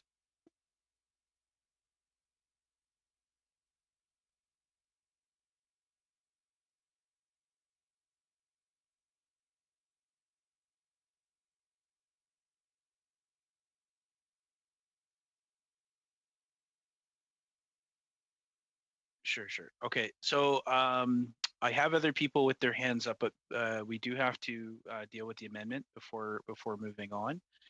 Can MP Fillmore please read the amendment again slowly? Sure.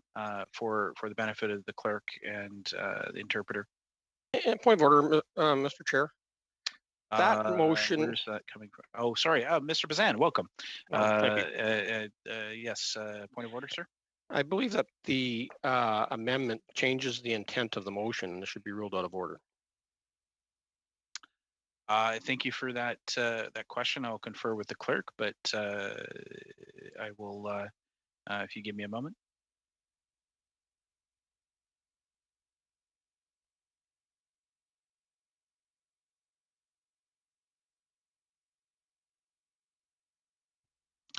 So if Andy, you can read the motion again and explain, is this replacing the motion entirely? Is it going at the beginning? Is it going at the end? If it is a replacement, then it is a completely separate motion. If it is going at the beginning or the end, which is in order, you need to indicate that, sir. Okay, thank you. Can you hear me okay? Yes, sir. Yeah, okay, thank you. Oh, so entirely it's aligned with the intent of the original motion. The intent of Mr. Brossard's motion was to convey the committee's disappointment to the House in the backlog, and that's exactly what this, although in more accurate terms, is intending to do. So I'll read it now slowly so that it can be recorded by the clerk.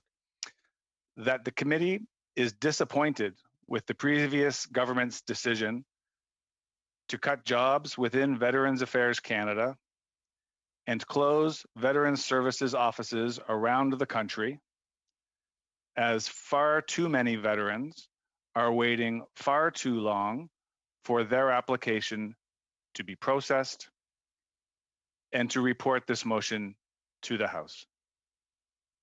So as you can see, it plainly is in keeping with the spirit of the original motion. Point of order, Chair.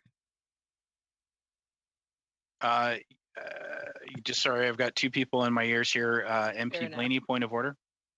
So again, I need clarification. You did ask for it, Chair. Maybe if you could repeat the question, which is, thank you. Will it be at the beginning or the end? Because it does talk about the reporting to the House. So I'm assuming it's in between those parts, but I'm just still not clear. Thank you. MP Fillmore, maybe you can clarify. And again, just to make it just so you understand, as the motion has been read now twice, is that the entirety of what the motion will be, or are you looking to add to the existing motion at some point through the motion? If this is an addition, it's in order. If it's not an addition, if it's a replacement, then it is not in order. Well, Mr. Speaker, it becomes dicey. I shouldn't say it's out of order, but it will be an issue throughout. Thank you, Mr. Chair. It is absolutely an amendment to the proposed motion. It continues to convey the original intent of the motion, which was to convey the displeasure of the committee with the backlog situation. Okay. So your intent is to replace the text of the motion in its entirety with this existing motion. Is that correct? There is language in common, so it's replacing the some of the wording, but keeping much of it. I see what you're saying. I see what you're saying now, and I would agree with that in terms of it being an amendment to this existing motion. I just wanted to be clear that it was not an issue of putting it at the beginning, the middle, or the end of the existing motion. So we do need to sort of shift gears a little bit here, folks. We do need to debate the amendment, and I do have a speaking order still on the amendment. Point of order, Mr. Chair. Mr. Broussard. So, in the context of the current study of the backlog, there was a motion that was put forward and approved by the committee. I think it would be helpful if we looked at what that motion said, and maybe we can call the clerk on that, because if I recall, it was in the context of the backlog that is currently occurring within Veterans Affairs. Not in the context of a backlog that perhaps would have existed 5 years ago when there was a change in government. So I think clarification on that would be helpful to determine whether, in fact, what Mr. Fillmore is proposing is actually in order. I would agree with that, John. The question that I would also put out there, and which has already been addressed, I believe, by MP Fillmore, is the motion is to conduct a study which we have not completed yet. So your motion today, although you're correct, is in line with the topic of the motion, but I would defer to the clerk to suggest that these are two very separate things. And if that's the case, Mr. Chair, if that the motion amendment that's Mr. Fillmore is proposing is a complete replacement of Mr. Broussard's motion, it is not an amendment. It is a separate motion and should be called out of order as an amendment. As I've been instructed, it is up to the chair in terms of that decision. I'm looking at it, I see very similar content. I see similar issues, and I would proceed. We can debate the motion. We can debate the amendment. Excuse me, and vote on the amendment itself before moving forward. So as I was saying before, the point of order, we do have a speaking order. As of right now, we have MP Lalonde, MP Desilets, Wagenthal, and Blaney is the current order. But we are discussing the amendment at the moment to stay in order. So I will cede the floor to MP Lalonde. I wanted to speak on actually the motion that was presented, but I'm very happy to see my colleague MP Fillmore bringing this amendment to the motion that I speak. Coming from before entering politics in 2014, Mr. Chair, I actually had the privilege of working with seniors and veterans in retirement residences and saw firsthand the significant impact on I would say, lack of respect by the former Conservative government on our veterans and their impact, having to live through the financial hardship that had caused in their willingness to stay home as long as possible.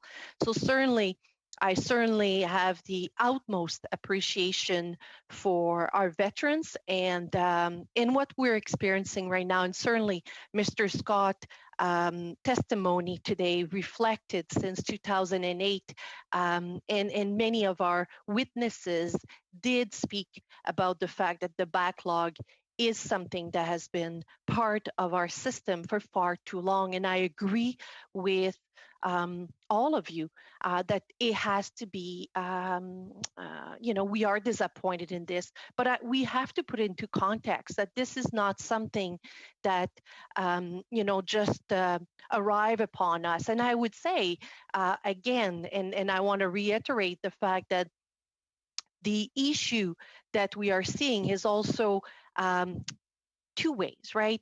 Because we've invested billions of dollars into the system since 2015, repairing the damage caused by the previous Conservative government, and I have to say by the former Minister of Veterans himself, Mr. O'Toole. You know what? This is a situation where at this point, we need to collaborate. And this study right now is bringing that perspective. And I agree that process needs to be conveyed. I'm also very happy to see that there is an acknowledgement within the department that this is unacceptable. The minister, the deputy minister, and many officials came forward to share with us. So I think MP Fillmore's amendment to the motion is extremely relevant in the case that we are speaking today. And Mr. Brossard's motion originally, I think, was almost out of order because, in my view, we are studying the backlog currently. So thank you to my colleague. Thank you. MP Desilets. Thank you, Mr. Chair. I don't have a lot of parliamentary experience. I've only been here for a year now, but it's inconceivable that we're talking about a backlog without unceasingly, without looking at what's going to happen the next year. We need something substantial to change the situation. I agree with this. It's not the money that's going to change things. We have a structural problem. We have an operational problem. The system has to adjust itself, and it doesn't seem able to do so. When I hear that there are backlog in the thousands, that's not a... we're talking about people here, people who fought for both Quebec and Canada, people who fought. Are we to understand that Veterans Week is already behind us? We've already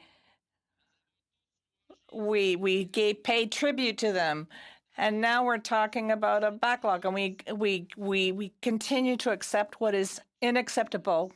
My read on this is that if you want to sign up with the Army, well, you should ask yourself a lot of questions. If I join up, I better make arrangements if I get injured, because if I do get injured, this government, this country that I'm prepared to fight for, they're going to simply dismiss me once I come back and I have problems. That's what I have trouble understanding. We're not sending a very good message out here. If we are doing something that doesn't work, we have to change tactics. That being said, Mr. Chair, the way I see these motions, well, I think that's a completely different motion. I don't see any parallel that can be drawn.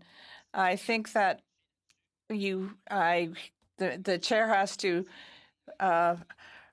resolve this, but I also have an amendment to Mr. Brossard's motion, and it's not very complicated. Thank you. Should I read my motion right away or my amendment right away? Yes, if you're, are you, just for clarity, sir, are you moving an amendment to Mr. Broussard's motion? Or are you moving an amendment to Mr. Non, non. Pour moi, nous travaillons sur la motion. No, Mr. Broussard's motion. That's the way I've understood that. I'm not a clerk, though. My amendment, I can read it to you right now if you want. And I've already sent it to the clerk in both official languages. So the clerk does have it in 2 languages. It's a very, very short amendment, and that the committee invite the government to follow the recommendations of the Parliamentary Budget Officer, and that the committee invite the PBO to appear, so that's just an improvement to the motion. And I think that gives our Liberal colleagues a lot of latitude as well. Broussard's motion, we'll have to come back to it. We have to deal with the amendment that is currently in front of the committee. J'ai pas de problème, Monsieur le Président. We've have no trouble with that. We'll come back to you, sir. And I have MP Wagentall up next. Yes, thank you, Chair.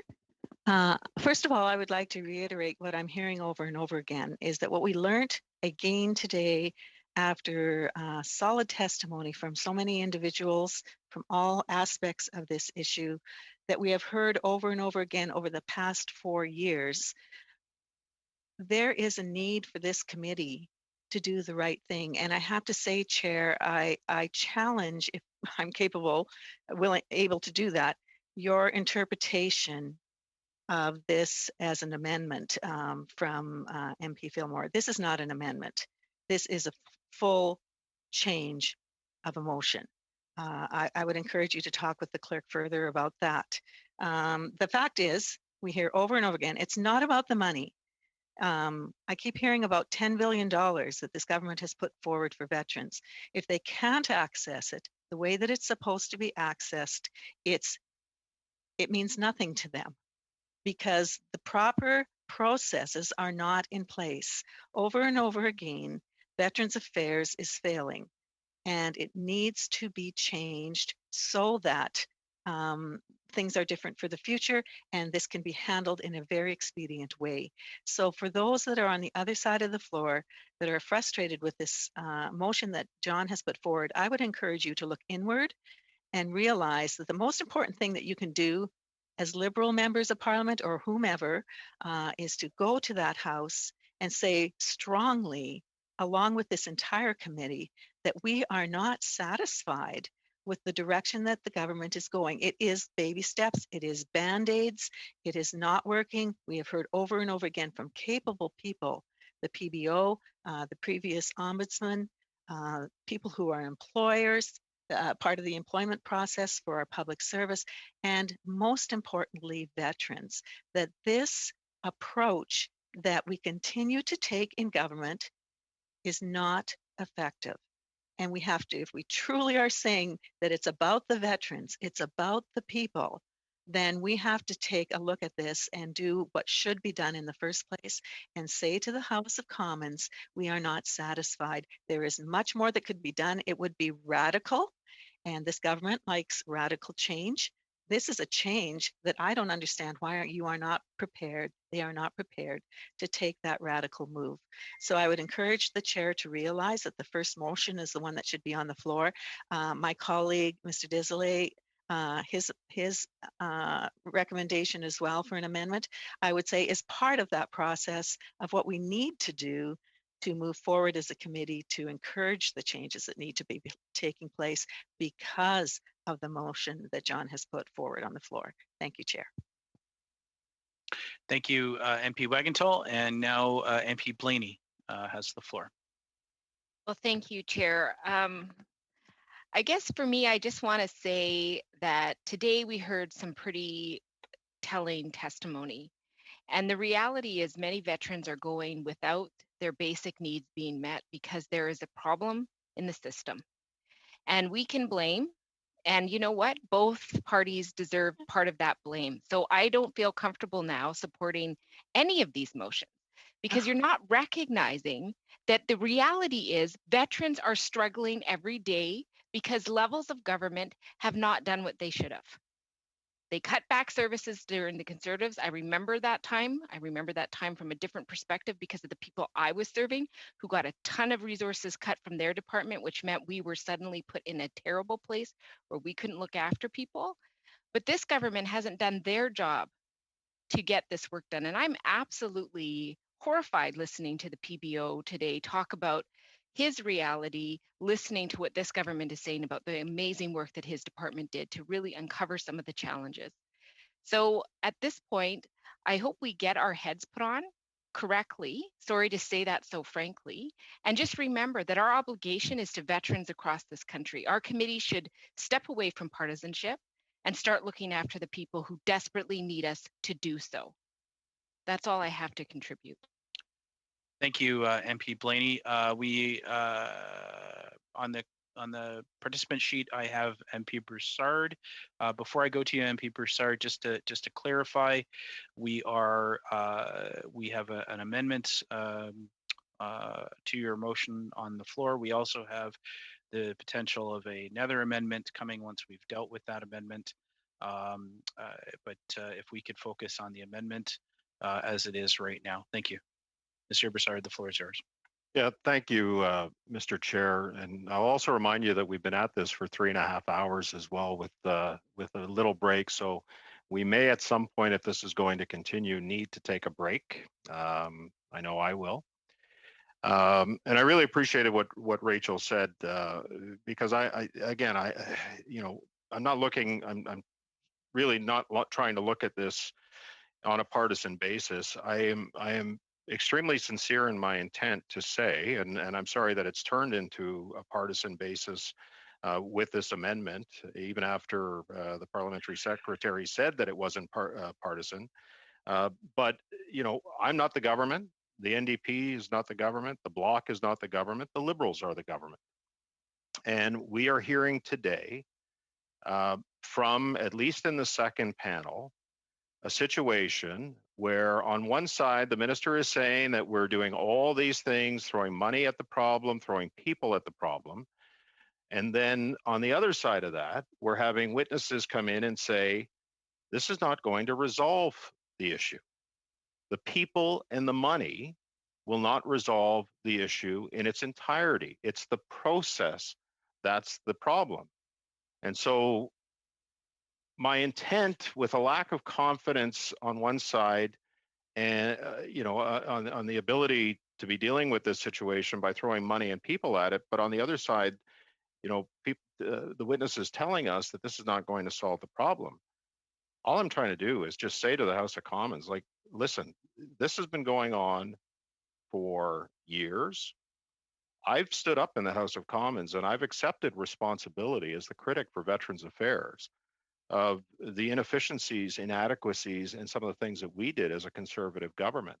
I know that, and it was referenced to our leader, I know Aaron was trying to fix the problem that had gone on, but unfortunately he ran out of runway and the election happened, and the government got elected, and they got elected on several promises. But all I'm trying to do is say to the House, listen, what's happening now, and if you want to redraw history, I mean, you've done a good job of doing of that today, and you can stand in the House and blame conservatives all you want, if this motion does get to the House. But all I'm trying to say today is that whether it's conservative, liberal, NDP, Bloc, whatever, what's happening is not working. It's not working for veterans. It's not working for their families.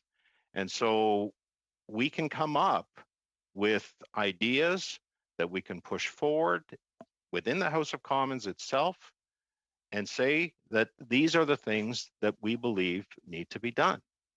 And I agree with Ms. Wagenthal earlier and I hope some of the members on the Liberal side would agree with me as well, that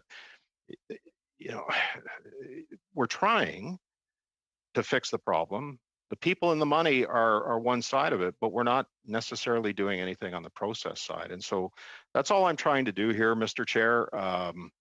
You know, you want to play the blame game, you know what? I'll stand here and I'll accept responsibility. If that's what you want. You want to take a piece of a chunk of meat out of me? Go ahead. You want to take a chunk of meat out of the Conservative Party? Fill your boots. Go ahead. But the issue here is not the blame game. The issue here, in my opinion, is to fix the problem, and that's what we need to do.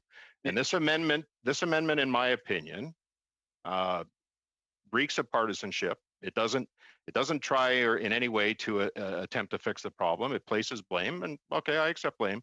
If that's what you want to do, I accept it.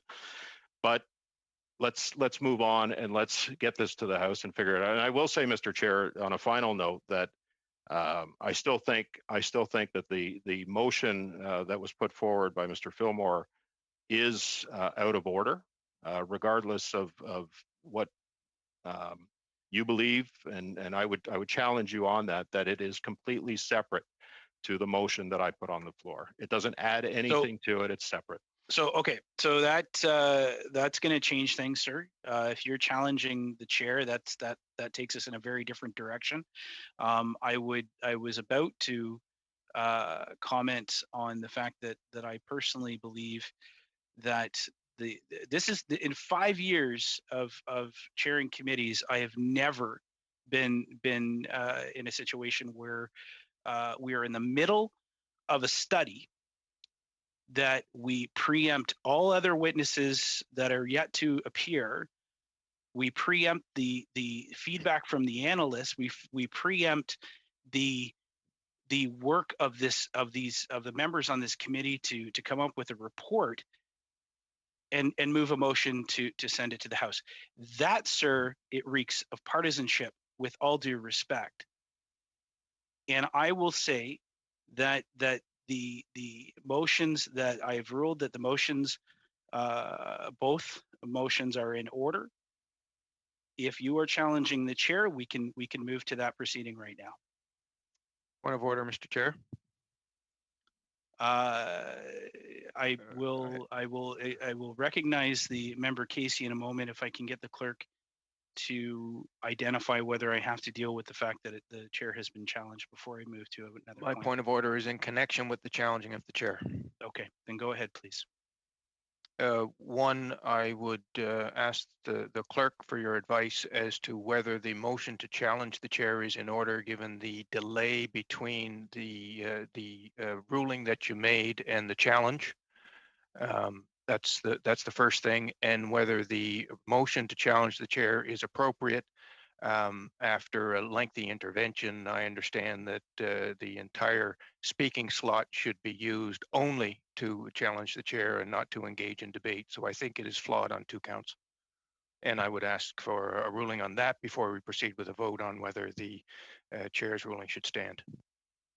We're just conferring, the clerk is just conferring with her colleagues this time. We'll just give that a moment. If the clerk could address the committee when she has an answer, please. Thank you. And so Mr. Brassard's challenging of the chair's decision is in order. And so at this point, we could move the question that the chair's decision be sustained and go to a recorded division.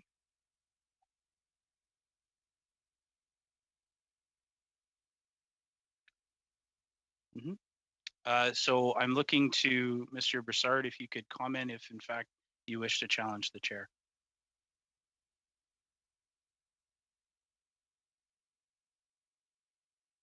Mr.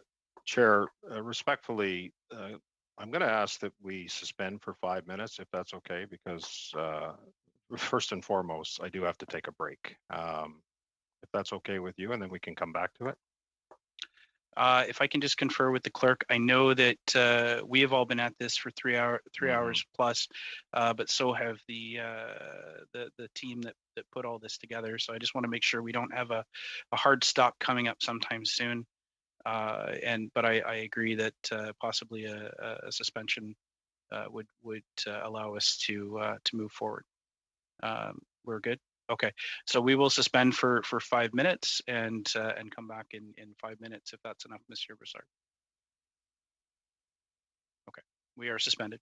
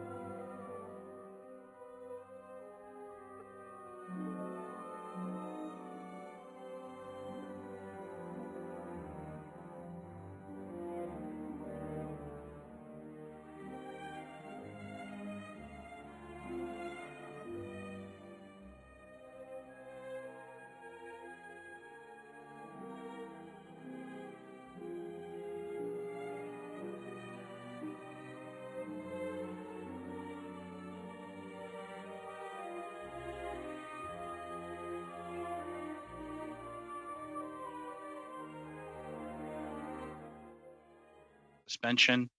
MP Lalonde, I think you've got your hand. Well, you've got your hand Yeah, raised. point of order, Yes. Mr. Chair. Okay.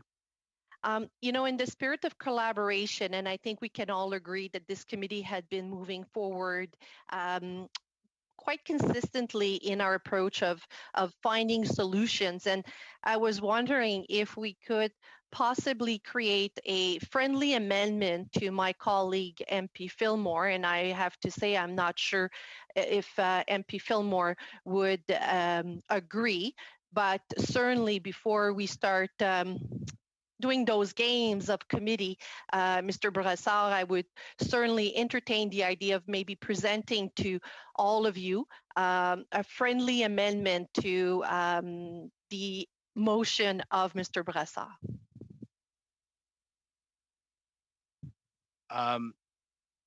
Yes, I do. I appreciate that intervention, MP Lalonde. The order that we have proceeding us in front of us right now is I do need to go back to MP Broussard. Mr. Chair, I withdraw the challenge, by the way. So we can move on. Okay. Thank okay. You. So you do have the floor. You are next in line. A couple just sort of housekeeping issues. You can't propose a motion on a point of order, but it just coincidentally you are next in the speaking order here. But it sounds like we may have some compromise here. So I'll allow you to have the floor, please. Thank you very much, and sorry about this, Mr. Chair. So, Mr. Brassard, I want you to reflect to your motion, and I'm going to tell you where I want to strike and everything, okay? And let's try to find a good compromise. So, Mr. Brassard's motion reads that the committee is disappointed with the lack of progress shown by the government. What I would like to propose to the committee is that we say that the committee is disappointed in the backlog of application and report this to the House and that the government respond. So You know, Mr. Brassard, we were saying that we're trying to, and I agree, I was trying maybe to be a little bit over partisan on the history behind everything. And I think we all collectively can agree that we do have a serious issue in our hands, and we agree on that. But I believe that by striking with possibly with the lack of progress shown by the government, we're removing a little bit of the partisan approach to maybe a little bit of that motion by striking a more collaborative approach where hopefully all my colleagues can agree. So I'll read it again for the clerk, if I may, Mr. Chair, because sure. I know that I'm saying so, and I'll say very slowly for a translation for Monsieur Desilets en français. Sorry, I'm just trying to be, I want my clerk to be happy with me here. So I want to make sure that we're following the procedure. We will come back to you, MP Lalonde, to do that. But we do have an amendment that we do have to address. And if we do have consent, unanimous consent to remove that amendment, we can then proceed. But there's really, in committee, there's no such thing as, technically, no such thing as a friendly amendment. But I understand what you're trying to do here. So if I can, before we move to that, I would have to ask MP Fillmore to ask for unanimous consent to remove his motion, or excuse me, his amendment.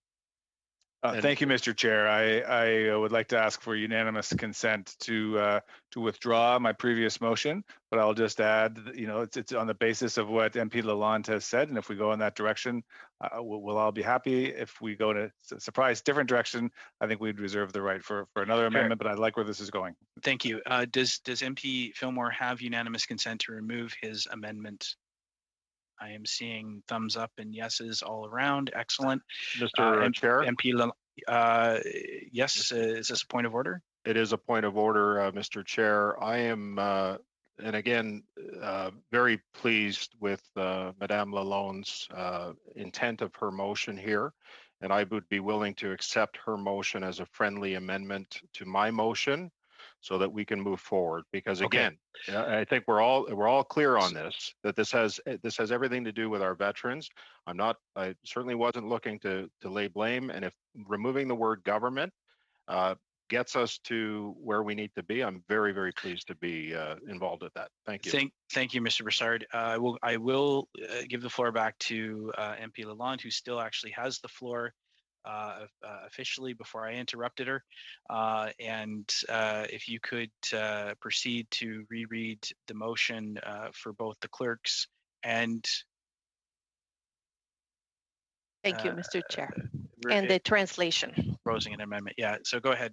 Okay, so Mr. Brassard, just look at your motion and we'll go together on this one, if I may. So that the committee is disappointed in the backlog of applications and report this to the House, and that the government respond.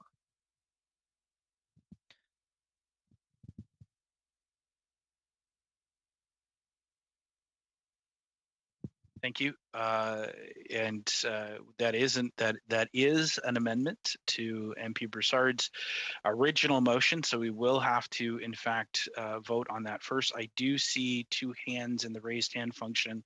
If those hands are there regarding MP Lalonde's motion, could you indicate that now by raising your hand on the screen? So I have Daryl Sampson and Sean Casey. Daryl Sampson's gone from the list, so it would just be MP Casey, who's currently got his hand up. Is it referring to MP Lalonde's amendment? If it is, put your hand up on the screen, on the in the video, I should say. No, okay, excellent. So we will. I see Mr. Brassard has put his hand up. Is this regarding the amendment, Mr. Brassard? Sorry, Mr. Chair. That's okay. Little quick on the button there. No problem. Okay, so if we can go to, I guess we're calling the question to the amendment, Madam Clerk, if you could, if you have it, I guess that's the first question. Could you reread the amendment as you've heard it, or do you need MP Lalonde to read it one more time? So what I have here is that the committee is disappointed in the backlog of applications for veterans' disability benefits and report this to the House, and that the government provide a response. Excellent. Any discussion? Seeing none, all those in favor of the amendment? Amendment passes. We then will need to vote on the amended motion. Any discussion? Mr. Chair, I've had my hand up. Oh, I'm like sorry. I'm sorry. I did promise to go to you. I was getting ahead of myself there, Sean. I apologize. So that is the discussion portion of this part. So, MP Casey, you have the floor. So we're on the main motion. We are on the amended by a friendly or otherwise voted upon motion. Yes, thank you. I will not be supporting the motion. I understand that some of my colleagues will be, and I will not be supporting it solely on the basis that it is premature. We have barely started this study. We have heard from some, but not all of the witnesses.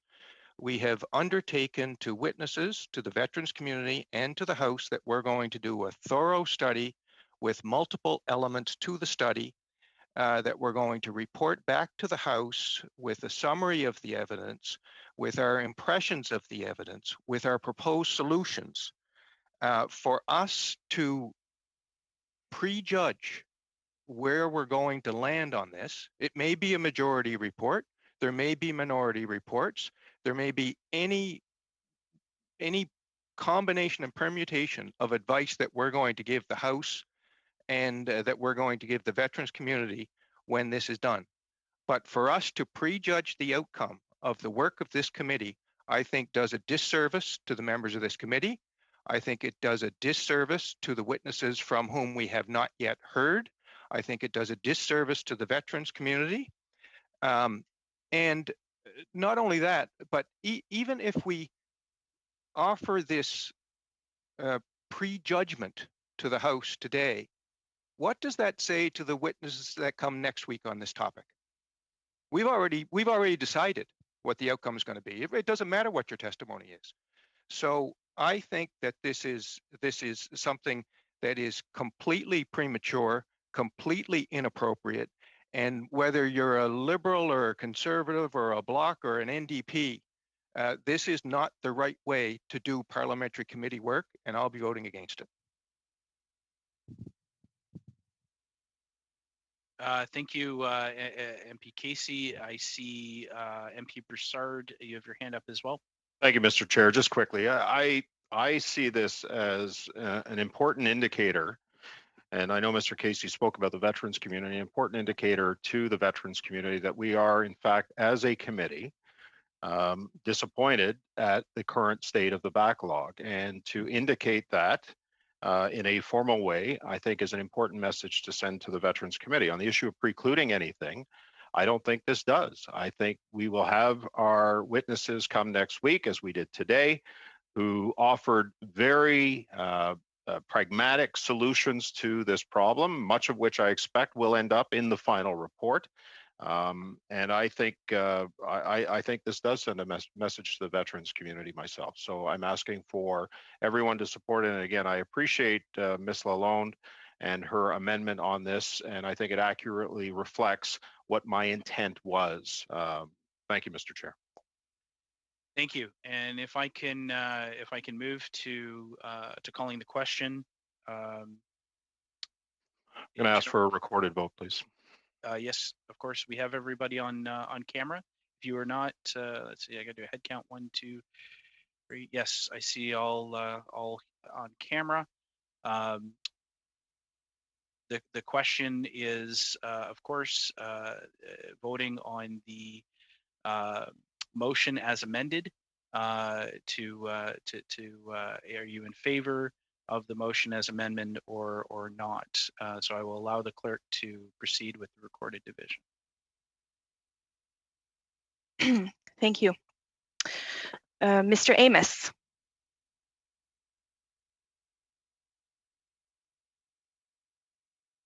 Turn your mic on, Will. Are you in favor or not? Oh, there you go. I think you're on now. I'm in favor of the motion as amended. Thank you. Mr. Casey. Against. Mr. Fillmore. In favor. Madame Lalonde. In favor. Mr. Sanson. Monsieur Sanson.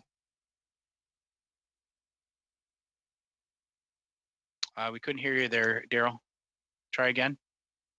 En faveur. Mr. Broussard. In favor. Mr. Carey. In favor. Mr. Bazan.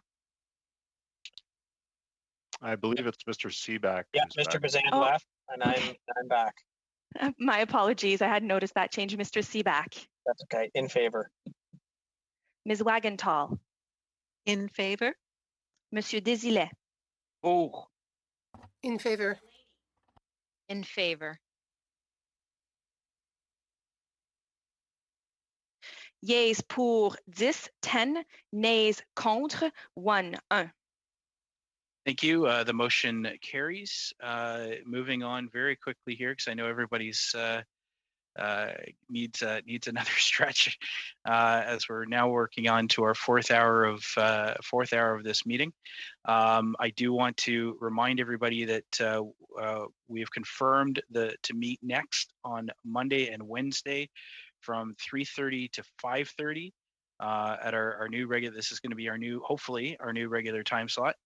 At which point we will resume the study of the backlog and hear from more witnesses. These would be our last two meetings of the backlog, which means that we would start our next study on the Royal Canadian Legion and other veterans organizations and their financial health during and after COVID-19. I'd like to propose that all parties send their witness lists as soon as possible in order priority to the clerk. In fact, we will need some by end of day tomorrow. I know this doesn't leave much time, but that will give the clerk at least 1 week to invite witnesses for the meetings that will take place on November 23rd and 25th and 30th. If what I would propose to the committee, normally we have a hard deadline. What I would propose to the committee is send what you have now as preferences for witnesses, and then have a hard deadline of next Wednesday, assuming the clerk is fine with that for remaining witnesses. We just don't want to lose the opportunity to start this committee, this study, I should say, before we rise for Christmas. I don't want to lose any particular meetings. So we hope to have the report on the backlog. Actually, before I move on, is everyone okay with that? Everyone's okay with that? I'm seeing a lot of nodding heads. We hope to have the report on the backlog ready for distribution by December the 1st. The committee will then be able to review it and will be on track to table it before the House adjourns before our holidays. So assuming there's no more bumps in the road and that we can sort of maintain our schedule, we have a good runway to get that in before we rise. Are we all in agreement? I think, yeah, we already talked about that. And that's it. I think we're ready. If there's no questions about any of the future meetings coming up, I would suggest we give everybody a break and adjourn our meeting. We're all good? Excellent. Thank you very much, everybody. Productive meeting. Got through a lot today, and I adjourn for today. Thank you very much. Thank you, clerk. Thank you to all the technical folks there in Ottawa. Bye-bye.